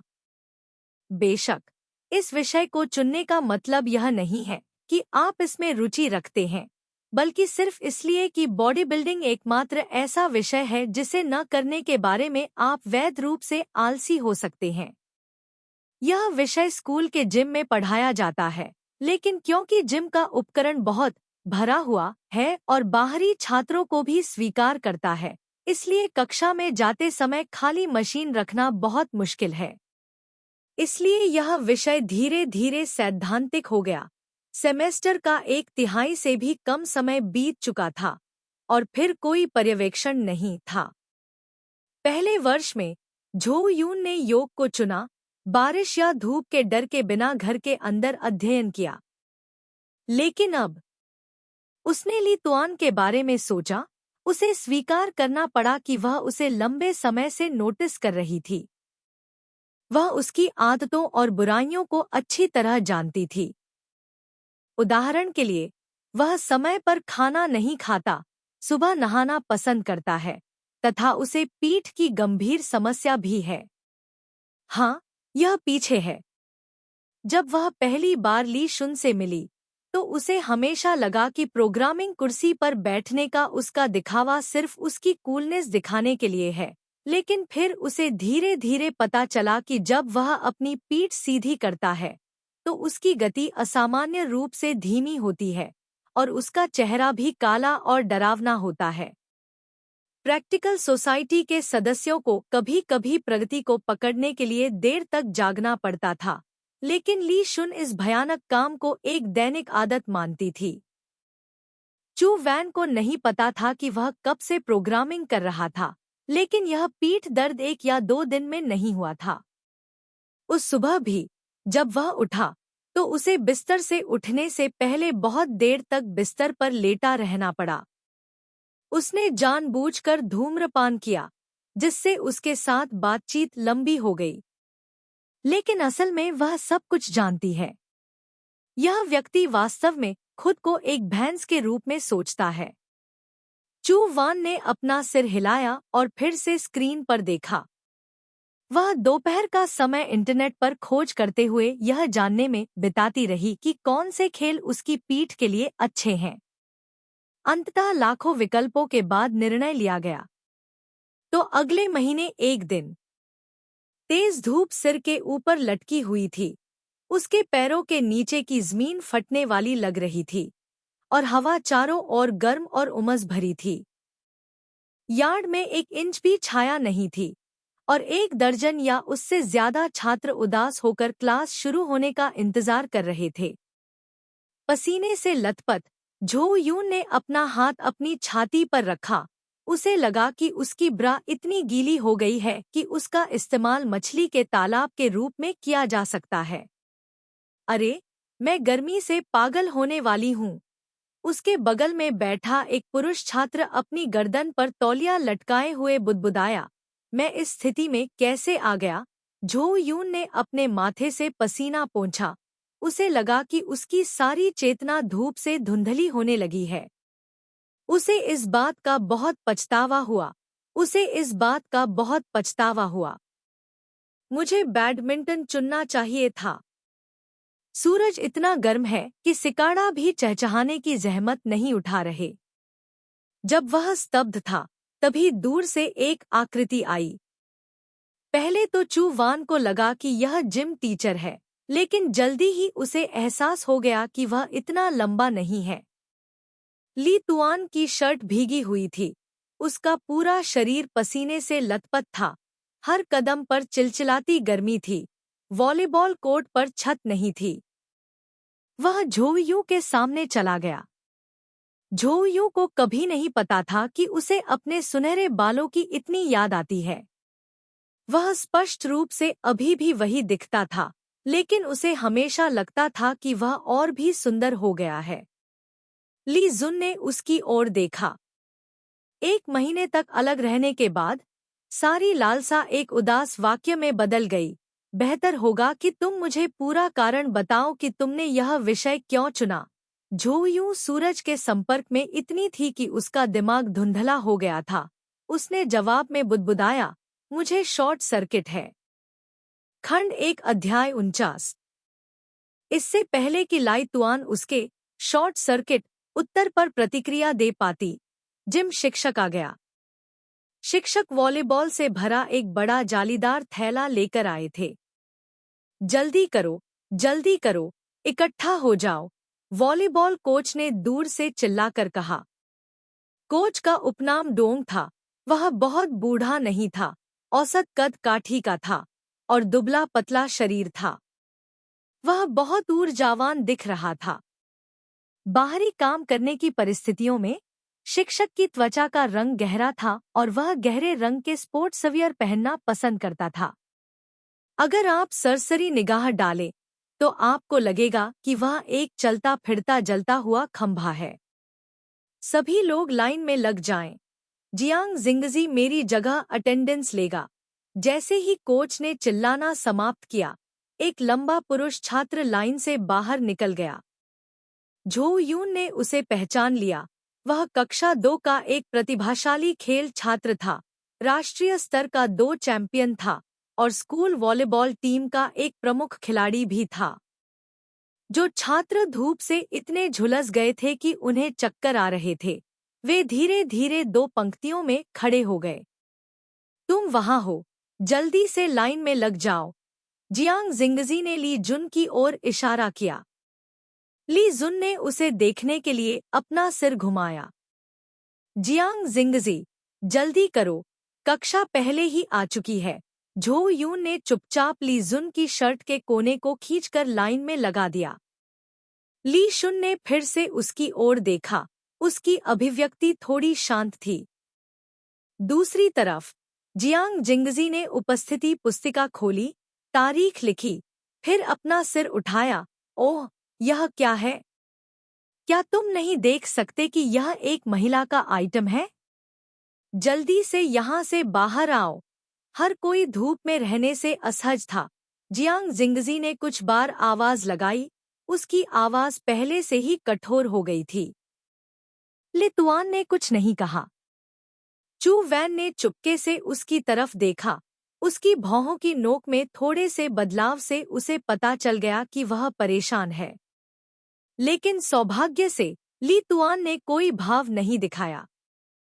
उसने लाइन से बाहर निकलने और आगे बढ़ने से पहले केवल कुछ बार गियांग हंग त्री की तरफ देखा। गियांग हंग त्री ने उपस्थिति दर्ज करना शुरू कर दिया। रोल कॉल समाप्त होने के बाद शिक्षक डोंग का पक्ष पहले से ही तैयार था। गियांग हंग त्री ने उपस्थिति पुस्तिका शिक्षक को लौटा दी और पुनः लाइन में आ गए। हालांकि जब वह फिर से पुरुषों की पंक्ति में सबसे आगे खड़ा होने वाला था, तो उसने पाया कि कोई व्यक्ति अपनी सीट छोड़ना नहीं चाहता था। जियांग जिंगजी ने ली जुन को देखा। उसने अपने हाथ जेब में डाले। उसकी थोड़ी थोड़ी ऊपर उठी हुई थी। उसकी अभिव्यक्ति उदासीन थी। तुम्हें क्या हो गया है? क्या तुम नहीं देख सकते कि सामान नीचे से ऊपर तक व्यवस्थित है? झो यूं अवाक रह गया। हालांकि जियांग जिंगजी ली जुन से थोड़ा बड़ा था, लेकिन अगर हम ऊंचाई से आंकें तो वह वास्तव में ली जुन जितना लंबा नहीं था। 1 महीने तक एक दूसरे से न मिलने के बाद लोगों को नीची नजर से देखने की लाई तुआन की अद्भुत क्षमता में काफी सुधार आ गया है। जियांग जिंगजी इस खामोश उकसावे से चौंक गया और उसका चेहरा तुरंत बदसूरत हो गया। तुम्हारा क्या मतलब है? ली जुन अभी भी तिरस्कारपूर्ण था। जल्दी से लाइन में लग जाओ, क्लास शुरू होने वाली है। झो यूं काफी घबराया हुआ था। गियांग हंग त्री एक प्रतिभाशाली छात्र है। अपनी मुख्य पढ़ाई के अलावा वह अपना बाकी समय खेलकूद पर ध्यान केंद्रित करता है। जहां तक ली तुआन का सवाल है, वह सारा दिन एसोसिएशन कार्यालय में ही रहता है और कभी किसी खेल गतिविधि में भाग नहीं लेता। यह कहा जा सकता है कि ये दोनों लोग पहले एक दूसरे को बिल्कुल नहीं जानते थे। झो यू ने कुछ सत्रों तक अध्ययन किया था और उसे जियांग जिंगजी की बुनियादी समझ थी। वह श्री डुओंग का पसंदीदा छात्र है। मैंने एक अन्य सहपाठी से सुना कि पहले जब स्कूल की वॉलीबॉल टीम प्रतिस्पर्धा के लिए जाती थी, तो परिणाम लॉटरी द्वारा तय किए जाते थे। लेकिन जब से जियांग शिंगजी शामिल हुए हैं, उनकी उपलब्धियां लगातार बढ़ती जा रही हैं और पिछले साल राउंड रॉबिन टूर्नामेंट में भी वे शीर्ष 6 में जगह बनाने में सफल रहे। स्कूल की वॉलीबॉल टीम के मुख्य सदस्य के रूप में जियांग शिंगजी को कोर्ट पर एक अत्याचारी व्यक्ति माना जा सकता है। झोउ यून ने मांसल जियांग शिंगजी को देखा, उसका दिल कांप रहा था। क्या हो रहा है? शिक्षक तांग ने अभी अभी बड़ी मुश्किल से नेट बांधना समाप्त किया था, और जब वह पलटा तो उसने यह दृश्य देखा। जियांग शिंगजी, यह पहले से ही कक्षा का समय है, तुम जल्दी से कक्षा को गर्म क्यों नहीं होने देते? यह सुनकर उसके बगल में बैठा सहपाठी लगभग बेहोश हो गया। क्या आप इस मौसम में गर्मी महसूस कर रहे हैं? अंत में दोनों लोगों की नजरें हट गईं और जियांग जिंगजी ने समूह का नेतृत्व किया और धूप में जॉगिंग शुरू कर दी। यह वास्तव में असहनीय था। 2 चक्कर लगाने के बाद ऐसा लग रहा था जैसे वे अभी अभी पानी से बाहर निकले हों। चू वान ने चुपके से ली तुआन की तरफ देखा। वह भी बहुत गर्म था, दूसरे छात्रों से ज्यादा पसीना बहा रहा था और जोर जोर से सांसें ले रहा था। ली तुआन ने भौहें सिकोड़ी, मौसम और इस विषय से बेहद असहज। चू वैन देख सकता था कि वह काफी थका हुआ था, शायद इसलिए कि उसे जल्दी में स्कूल लौटना था। आज हम सीखेंगे कि कैसे सर्व करना है, शिक्षक डोंग ने एक गेंद उठाई और छात्रों से कहा, वॉलीबॉल में सर्व करने के कई तरीके हैं। आपको केवल सबसे बुनियादी और सरल तरीका जानने की जरूरत है, जो कि कम हाथ से, झुके हुए शरीर से सर्व करने की तकनीक है। शिक्षक ने बोलते हुए इसका प्रदर्शन किया। अपने पैरों को फैलाएं, नेट की ओर झुकें, अपने बाएं हाथ से गेंद को अपने पेट के सामने पकड़े और अपने दाहिने हाथ को स्वाभाविक रूप से नीचे लाएं। फिर बाएं हाथ से गेंद को ऊपर फेंका गया, दाहिना हाथ फैलाया गया, कंधे की हड्डी को धुरी के रूप में इस्तेमाल करके थोड़ा पीछे की ओर खींचा गया। केवल एक पॉपिंग ध्वनि सुनाई दी, गेंद तेजी से मैदान के दूसरी तरफ उड़ गई। क्या सभी को हरकतें याद हैं? सभी ने अस्पष्ट रूप से सिर हिलाया। शिक्षक डोंग ने यह कहने से पहले 2 बार किया। ठीक है, अब अभ्यास शुरू करते हैं। आप लोग पहले इसे महसूस करने की कोशिश करें। अगर आपको समझ में नहीं आता है तो शिक्षक या जियांग जिंगजी से पूछें। प्रत्येक व्यक्ति ने एक अभ्यास गेंद पकड़ी। पुरुष और महिलाएं मैदान के 2 छोरों में विभाजित थे। झो यून ने कई बार सर्विस करने की कोशिश की लेकिन असफल रही। हर बार गेंद नेट के ऊपर नहीं गई। थोड़ा जोर से झो यून ने पलटकर देखा और जियांग जिंगची को अपने पीछे खड़ा देखा, जो अपनी मुद्रा ठीक कर रही थी। थोड़ा झुक जाओ, तुम्हारी बाह की ताकत बहुत कमजोर है। झो यून ने सिर हिलाया और फिर से सर्विस करने की कोशिश की लेकिन फिर भी नेट के ऊपर नहीं जा सकी। जियांग जिंगजी उसके पास गया और उसकी मुद्रा को ठीक किया, धीरे से उसकी कलाई थपथपाते हुए, यहाँ ताकत लगाओ, यह जगह बहुत ढीली है, इसे थोड़ा और कसो, और जोर से। झो यून ने उसका हाथ दबाया, लेकिन उसकी त्वचा नरम थी, उसे दबाने से कुछ नहीं बदलेगा। जियांग हंग त्रि अभी भी संतुष्ट नहीं था, वह उसे बल प्रयोग करने के लिए कहता रहा, बल प्रयोग करने के लिए। अंत में झो यून ने अपने दांत पीस लिए और तनाव में आ गया। अच्छा, अपनी मांसपेशियों को ऐसे ही कड़ा रखो, आराम मत करो, गेंद को ऊपर उछालो। झो यून ने उसका आदेश सुना और गेंद को ऊपर फेंक दिया। जियांग जिंगची ने निर्णायक रूप से चिल्लाया, गेंद को उछालो। झो यून ने अपना हाथ पीछे खींचने के लिए अपनी पूरी ताकत लगा दी। अचानक एक कर्कश ध्वनि सुनाई दी, उसके बाद एक दयनीय चीख सुनाई दी। वह हमेशा भीड़ भाड़ वाली जगहों पर घबरा जाती थी। जैसे ही वह चिल्लाती, वह तुरंत अपना मुंह ढक लेती और अपने हाथों को शरीर से चिपकाकर बैठ जाती। अरे, बॉल सर्व करना तो पटाखे जलाने जैसा था। उसकी बाह में दर्द हो रहा था। जियांग शिंगजी जल्दी से दौड़कर उसके पास गई। क्या हुआ? क्या तुम्हें चोट लगी है? झो यून ने अपना सिर हिलाया। ठीक है, जियांग शिंगजी, मुझे अपना हाथ देखने दो। झो यून की बाह में इतना दर्द था कि वह एक पल के लिए भी उसे सीधा नहीं कर पाई। कोई जरूरत नहीं, यह जल्द ही ठीक हो जाएगा। मुझे देखने दो।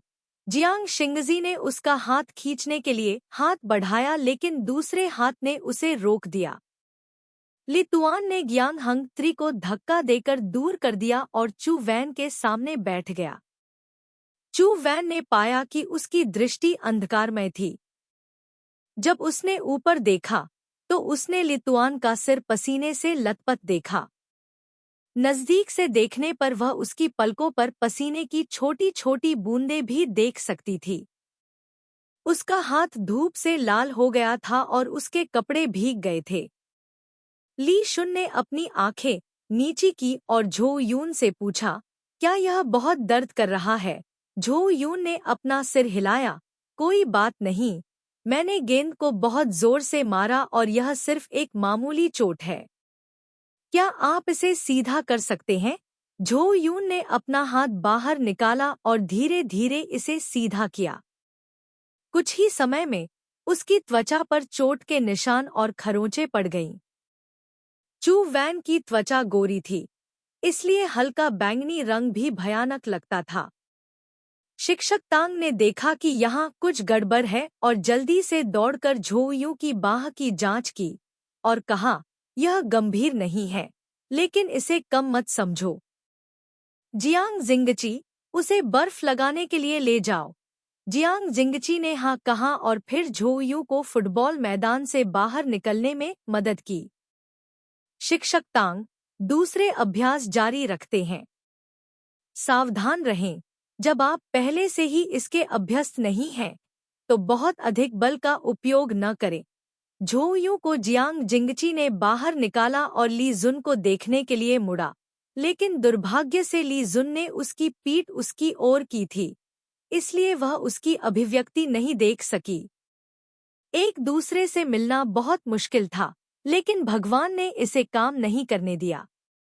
जियांग जिंगची ने उसे स्टेडियम के आपातकालीन कक्ष में मदद की, उसे एक कुर्सी पर बैठने दिया और एक आइस पैक लेने चला गया। इसे लगाओ। झो यू ने अपना सिर नीचे किया और बर्फ लगाई। अपने खाली समय का फायदा उठाते हुए गियांग हंग त्री ने उससे बातचीत की। क्या तुम पहली कक्षा में हो? हाँ, उसने कुछ सोचा और तिरस्कारपूर्वक हंसा। तुम्हारी कक्षा के लड़के सड़े हुए नूडल्स की तरह हैं। चू वान ने अपना सिर उठाया। बचपन से ही गियांग हंग त्री खेल खेलते थे। उनकी शारीरिक स्थिति बहुत अच्छी थी, दिखने में खुरदुरा, बड़ी आंखें और बड़ी नाक थी। ली तुआन की तरह सुंदर नहीं थे। आज जियांग जिंगजी ने गहरे रंग का सूट पहना हुआ था। झो यू के सामने एक ऊंचे पहाड़ की तरह बैठा हुआ था, बहुत दबाव में दिख रहा था। झो यू वास्तव में पूछना चाहता था कि वह अभी किसके बारे में सोच रहा था, लेकिन जियांग जिंगजी ने जल्दी से जवाब दिया, उस लड़के की तरह जो पिछली कुछ कक्षाओं में नहीं आया था। तुम्हारी कक्षा में हर कोई बहुत ही स्त्री जैसा दिखता है। झो यू असंतुष्ट था। मुझे आपकी बात पसंद नहीं आई। गियांग हंग त्री का हाथ अभी भी उसकी बाह पकड़े हुए था। चू वान ने अपना हाथ वापस खींच लिया। यह ठीक है, अब दर्द नहीं हो रहा है।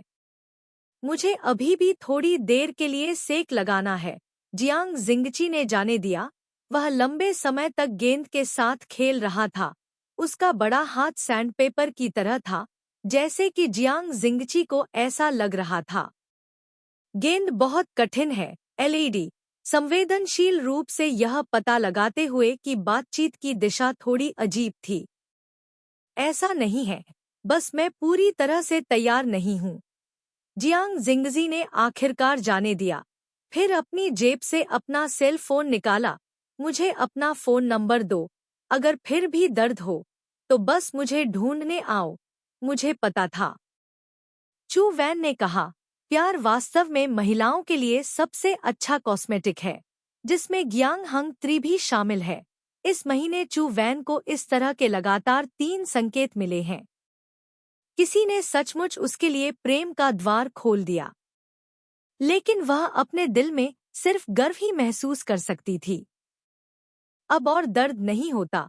उसने अपना फोन नंबर देना भूल जाने का नाटक किया, खड़ी हुई और बोली, धन्यवाद, मैं पहले यार्ड में वापस जाऊंगी। झो यूं तुरंत बाहर चला गया। जियांग जिंगजी को अभी भी अपना सामान पैक करना था, इसलिए वह बाद में बाहर आया। जैसे ही वह बाहर गई, झो यूं ने सड़क किनारे एक पेड़ की छाया में किसी को बैठे देखा। उसने अपना सिर झुका लिया और अपनी कोहनियां घुटनों पर टिका ली, मानो वह आराम कर रहा हो। पत्तियों के बीच से छनकर आती हुई सूर्य की रोशनी उसकी मुलायम सफेद टी शर्ट पर पड़ रही थी। हरे पत्ते, सुनहरे बाल और हल्के भूरे रंग के पत्थर का रास्ता एक साथ मिलकर पानी के रंग की पेंटिंग की तरह घुल मिल गया। चू वान ने मंत्रमुग्ध होकर इसकी प्रशंसा की। चाहे वह इसे कैसे भी देखे, उसकी चीजें सुंदर थी। गियांग हंग त्री को क्या पता, एक लड़की का सपना होता है कि वह शांति से इस स्त्री सुलभ दुनिया में डूब जाए। चू वान उसके पास आकर बैठ गया। लाई तुआन ने कोई प्रतिक्रिया नहीं दी। चू वैन ने अपनी प्रेमिका के विशेषाधिकारों का लाभ उठाया और उसके खिलाफ झुक गया। आखिरकार उसने अपना सिर उठाया। उसका चेहरा थका हुआ था। उसने धीमी आवाज में पूछा, क्या तुम ठीक हो? यह कोई बड़ी बात नहीं है। मुझे देखने दो। झो यून ने आज्ञाकारी ढंग से अपना हाथ आगे बढ़ाया। आइस पैक ने सूजन को बहुत कम कर दिया था। उसने उससे पूछा, क्या तुम आज ही स्कूल से वापस आए हो? हाँ। तुमने थोड़ा आराम क्यों नहीं किया और सीधे जिम क्लास में चले गए? मैं तुमसे मिलना चाहती हूँ। एक पल में झो यून का दिल पिघल गया। वह खुद को रोक नहीं पाई और उसे गले लगाना चाहती थी। लेकिन इससे पहले कि उसका दिल खिल पाता, उसने उसकी ठंडी निगाहें देखीं। आखिरकार, तुमने मुझे इससे भी बड़ा तोहफा दिया। उस चिंपांजी ने तुमसे क्या कहा? चू वैन ने चालाकी से चाल चली, जानबूझकर दूसरी तरफ देखते हुए, अपनी ठुड्डी खुजलाते हुए, कुछ नहीं, बस तुम्हारा फोन नंबर मांग रहा था। कोई प्रतिक्रिया नहीं हुई। चू वैन ने चुपके से उसकी ओर देखा। उसका चेहरा उसकी उपहासपूर्ण मुस्कान से लाल हो गया था। अरे यार, मैंने झूठ नहीं बोला। उसने तो साफ साफ मेरा फोन नंबर मांगा था। मैं क्यों शर्मा रही हूँ? ली तुआन खड़ा हुआ, धीरे से अपने कपड़ों से धूल झाड़ दी और चू वैन को इशारा किया। वह तुरंत उठ खड़ी हुई, लेकिन इससे पहले कि वह सीधी हो पाती, उसने उसे पकड़ लिया। चू वैन घबराहट में चिल्लाया, और जब तक वह कुछ प्रतिक्रिया करता, उसे पहले ही एक पेड़ के पीछे खींच लिया गया था। लाई तुआन ने कुछ भी कहने की जहमत नहीं उठाई और तुरंत अपना हाथ चू वैन की शर्ट के अंदर डाल दिया। यह क्या है? चू वान ने विशाल स्कूल प्रांगण और पीछे से गुजरते विद्यार्थियों की ओर देखा और पाया कि यह शिक्षण क्षेत्र की मुख्य सड़क थी। यह मुख्य सड़क थी। उत्तेजना के तहत चू वान ने संघर्ष किया, अपना हाथ उठाया और उसे थपथपाया और कठोर आवाज में कहा, ली तुआन, ध्यान से देखो कि यह कहाँ है। ली तुआन उसकी पिटाई से परेशान था, इसलिए उसने उसे घूर कर देखा। चू वान ने उसकी चेतावनी को नजरअंदाज कर दिया और लड़ाई जारी रखी। फिर उस बड़े हाथ ने आसानी से उसकी पीठ को टटोला। एक जोरदार झटके के साथ उसकी ब्रा का पट्टा खुल गया। हे भगवान! चू वैन को केवल अपनी छाती में आराम महसूस हुआ। वह लगभग चिल्लाया, तुरंत अपने हाथों को वापस खींच लिया और खुद को गले लगा लिया। ली तुआन का हाथ अभी भी पीछे हटने को तैयार नहीं था। वह आगे बढ़ता जा रहा था। चू वैन को उसने तब तक छुआ जब तक उसका शरीर झुनझुनी और जलन से भर नहीं गया, और उसके पास पीछे हटने के लिए कोई जगह नहीं थी। इसलिए उसने अनिच्छा से दया की भीख मांगी।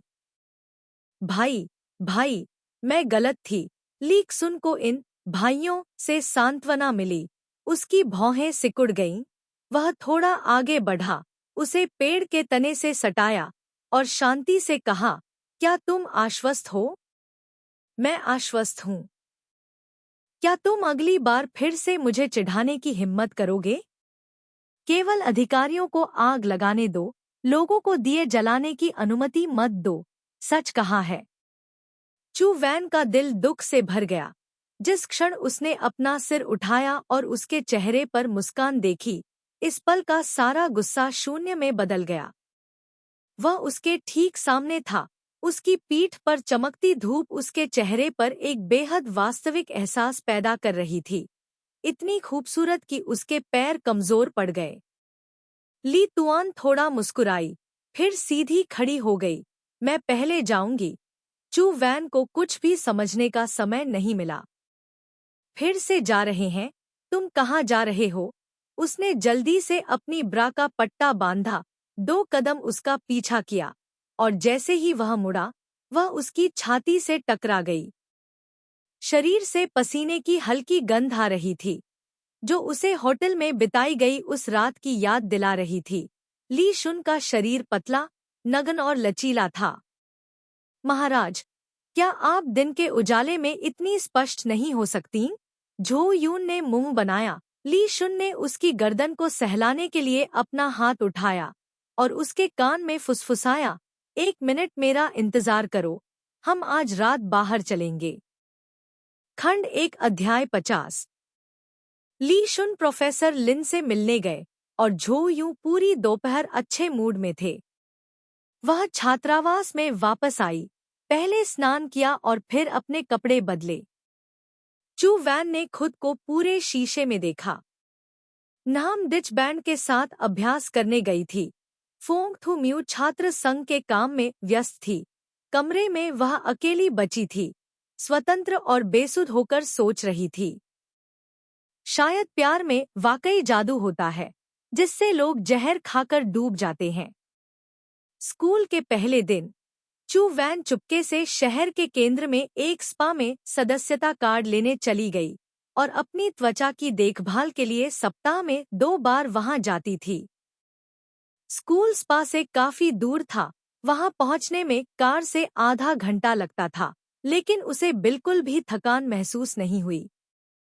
चू वान को याद आया कि बाइबल में कहा गया है कि आदम और हव्वा ने एक लापरवाह जीवन जिया था, लेकिन फिर सांप के बहकावे में आकर उन्होंने वर्जित फल का स्वाद चखा।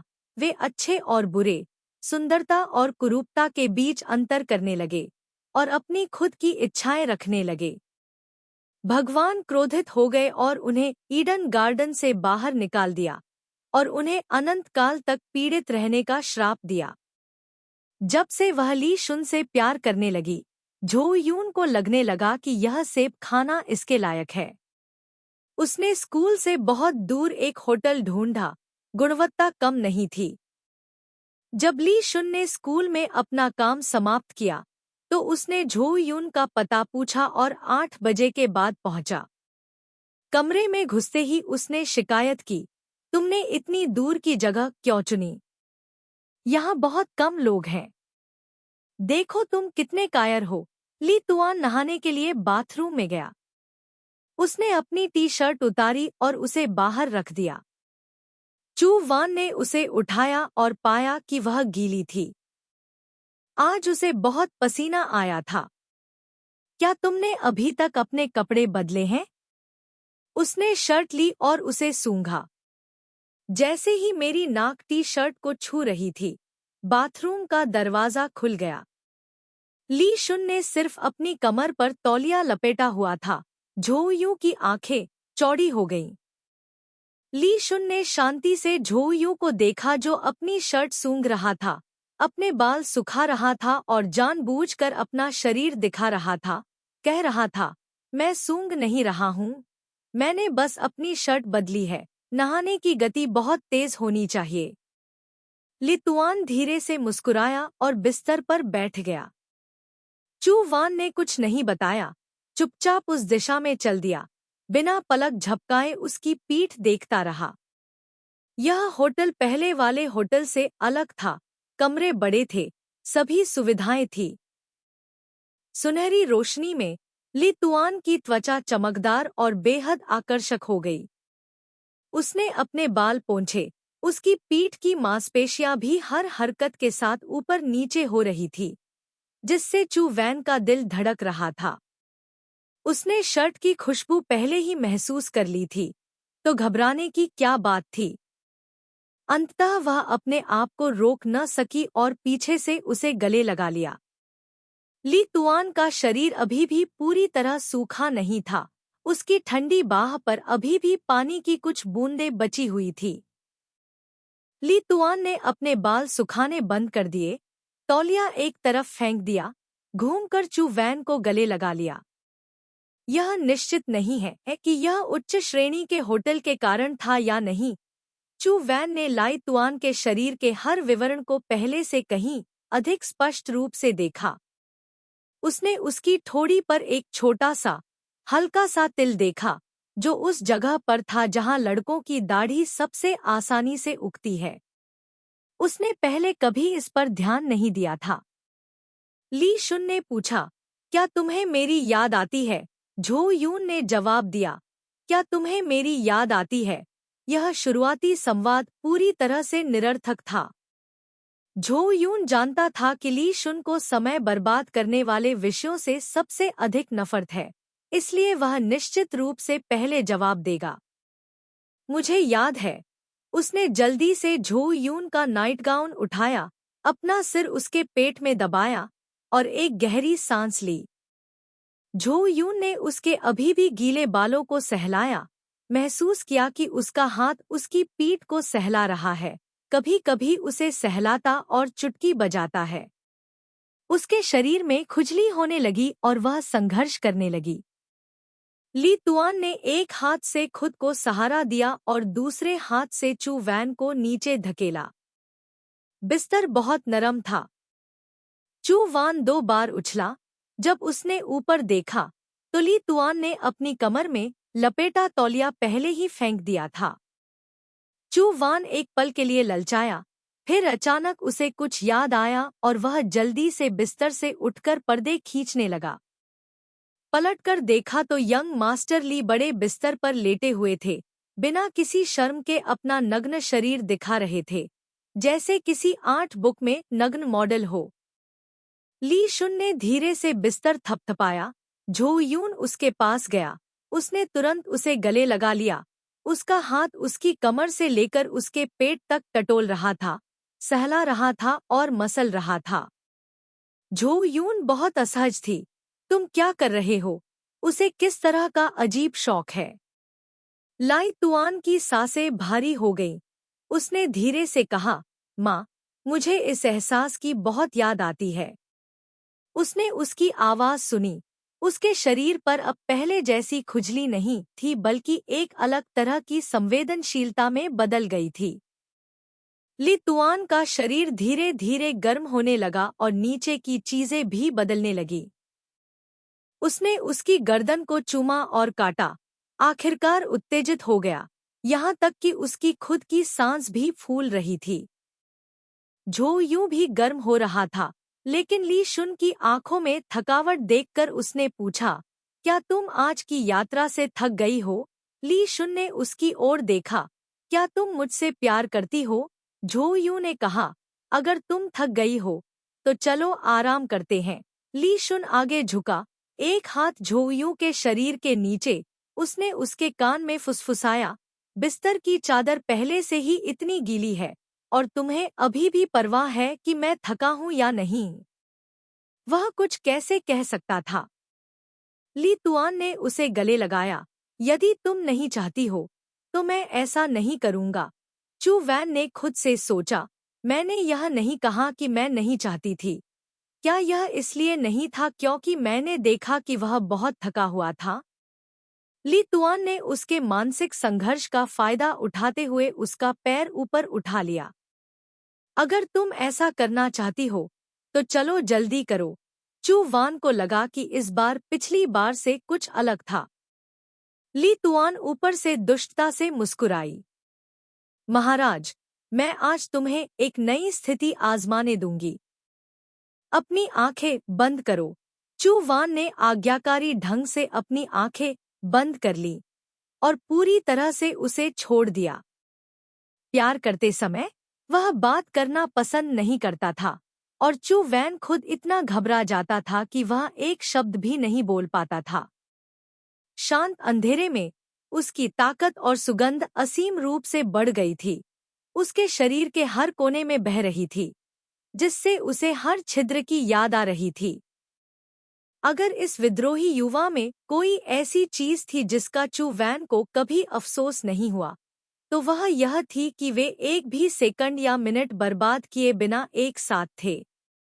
वे हमेशा एक ही दिशा में देखते थे, पसीने की हर बूंद को खत्म करते हुए, हर खुशी का आनंद लेते हुए। रात अभी तक गहरी नहीं हुई थी। शायद ही कभी लाई तुआन थक कर सोए बिना समाप्त होता था। चू वैन उसकी बाहों में लेटा हुआ था, कमरे की छत पर रोशनी को देख रहा था। उसने चुपचाप उस स्थिति का नाम रोलर कोस्टर रखा जो उसने अभी अनुभव की थी। ली शुन ने अभी अभी सिगरेट पीना समाप्त किया था कि झो यू बोल पड़ा, क्या तुम्हें वॉलीबॉल पसंद नहीं है? ली शुन ने धीरे से कहा, बुरा नहीं है झो यू, वह जियांग जिंगजी। ली शुन ने व्यंग्य किया। उसके चेहरे पर लगभग देखने लायक नहीं लिखा हुआ था। निर्माण स्थलों पर उसके जैसे बेवकूफ दिमाग और विकसित अंगों वाले लोगों की कोई कमी नहीं है। झो यू को लगा कि यह टिप्पणी अनुचित थी, लेकिन उसने बोलने की हिम्मत नहीं की। पिछली प्रतियोगिता के माध्यम से चू वैन ने गहराई से समझा कि ली तुआन का दिल अप्रत्याशित था और उसकी लड़ने की ताकत आश्चर्यजनक थी। उसे डर था कि अगर उसने कुछ बात बाहर आने दी तो संघर्ष और भी तीव्र हो जाएगा, जिससे अनावश्यक परेशानी पैदा हो जाएगी। ली तुआन ने कहा, आपको चिंता करने की जरूरत नहीं है। मेरे पास करने के लिए बहुत काम है। मेरे पास उसकी परवाह करने का समय नहीं है। उस समय उसने वास्तव में ऐसा कहा, लेकिन पीछे मुड़कर देखने पर यह स्पष्ट था कि ली तुआन का शांत मन उसके गुस्से को मात नहीं दे सका। उसे शारीरिक शिक्षा की कभी परवाह नहीं थी और वह अक्सर कक्षा छोड़ देता था, लेकिन वह स्कूल में बहुत गंभीरता से जाता था। वह और ग्यांग हंग त्रि एक दूसरे को पसंद नहीं करते थे। वे दोनों एक दूसरे को नीची नज़र से देखते थे। प्रत्येक कक्षा में वे जानबूझकर एक दूसरे से झगड़ा करते थे। कई बार चू वान को इतनी घबराहट होती थी कि उसकी हथेलियों में पसीना आ जाता था। अगर टीचर टैंग वहां नहीं होती तो उसे शक होता कि ये दोनों जरूर लड़ेंगे। उसने ली जुन को अपनी चिंताएं बताईं और ली जुन ने उसे तिरस्कार भरी नज़र से देखा।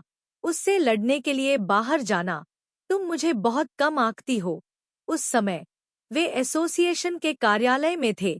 थोड़ी बातचीत के बाद ली जुन ने फिर से कार्यक्रम लिखना शुरू कर दिया और एक फंक्शन पूरा करने के बाद ही उसे कुछ याद आया। झो यून से पूछने के लिए वापस मुड़ा, तुम इतनी चिंतित क्यों हो? झो यून अभी बातचीत की सामग्री भूल गई थी। ली जुन की अभिव्यक्ति गहरी हो गई। क्या आपको लगता है कि मैं उसे हरा नहीं सकता? बिल्कुल नहीं। चू वान ने तुरंत अपनी वफादारी दिखाई। वह बिल्कुल भी तुम्हारा विरोधी नहीं है और अगर तुम दोनों लड़ोगे तो मैं निश्चित रूप से तुम्हारा उत्साहवर्धन करूंगा। 2 बनाम 1, या तो अंधा या लंगड़ा। ली तुआन ने उसे पागलों की तरह आंखों से देखा। सौभाग्य से, हालांकि ली तुआन युद्ध की तैयारी में था, फिर भी उसने वर्ग पर ध्यान केंद्रित किया। कभी कभी ग्यांग हंग त्रि को चिढ़ाता था, लेकिन कभी भी कोई चरम कार्रवाई नहीं की।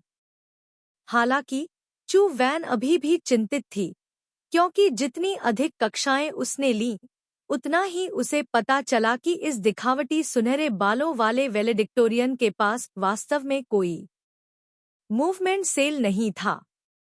वह केवल यह विलाप कर सकती थी कि भगवान हमेशा निष्पक्ष होते हैं।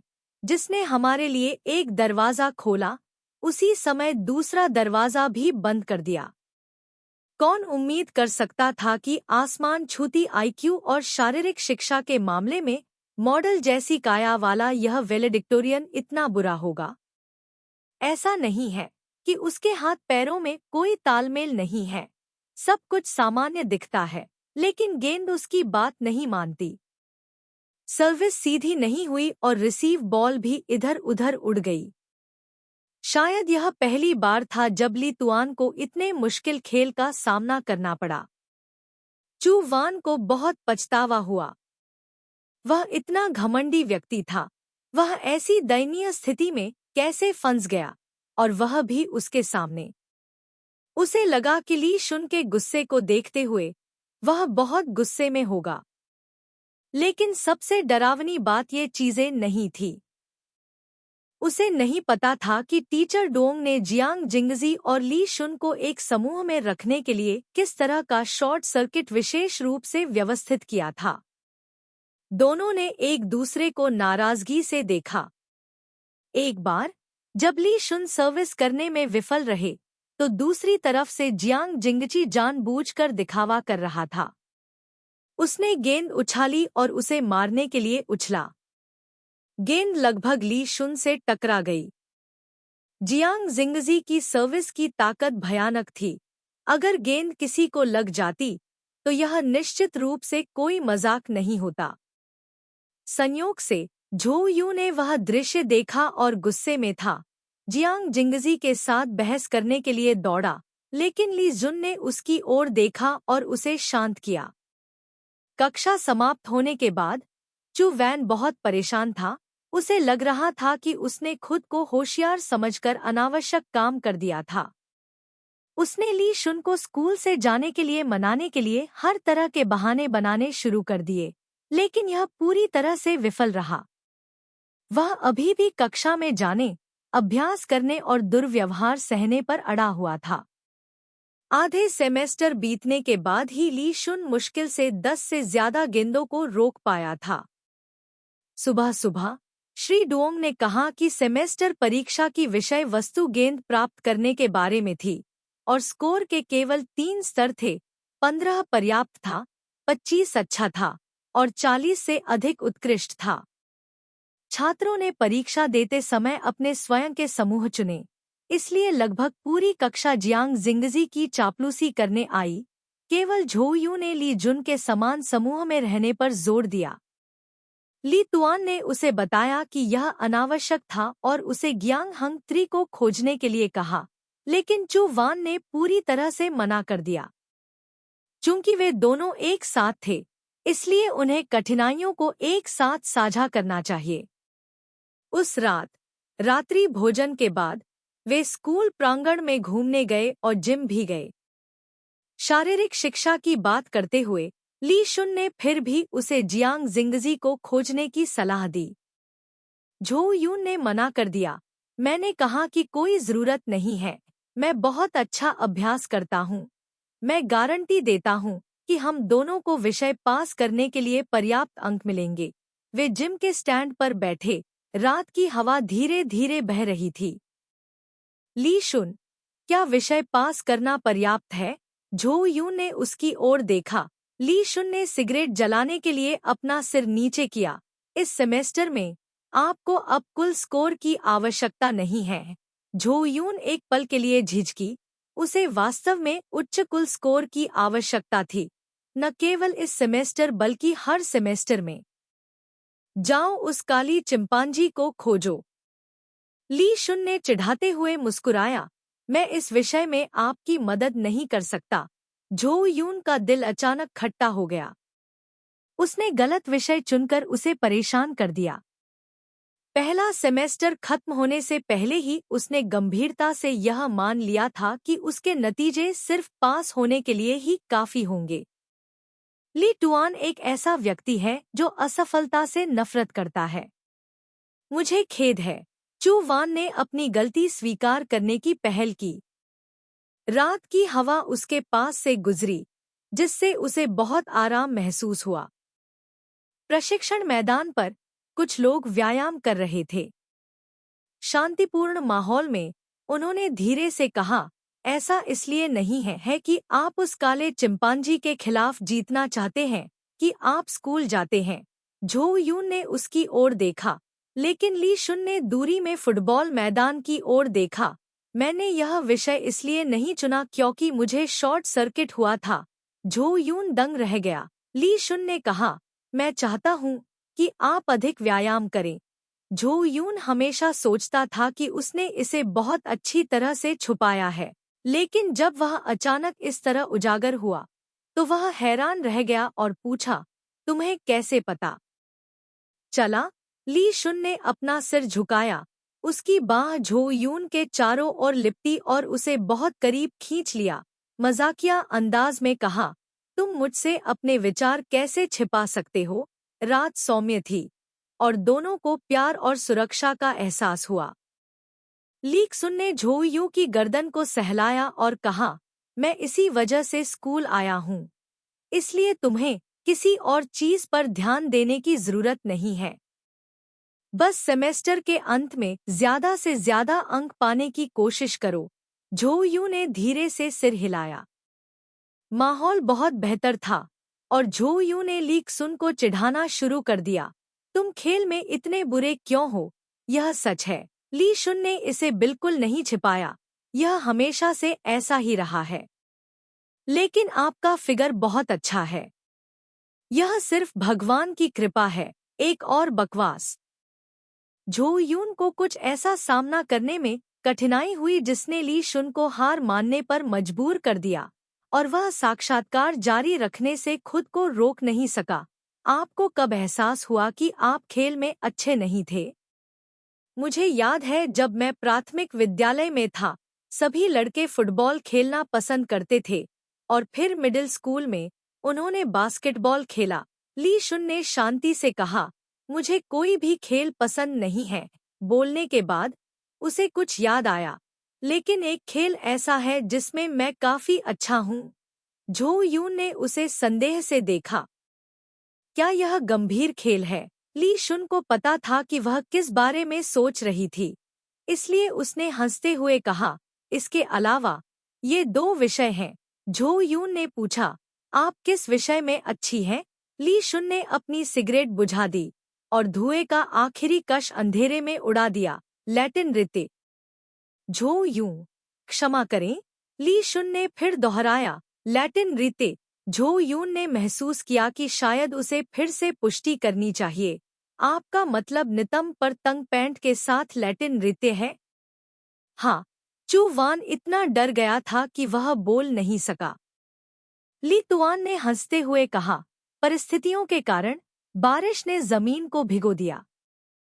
चलो वापस छात्रावास में चलते हैं। चू वान का इस मामले के प्रति संदेहपूर्ण रवैया था। फोनहेड ट्रैक से मिलने से पहले वह हमेशा सोचती थी कि ली तुआन मजाक कर रहा है।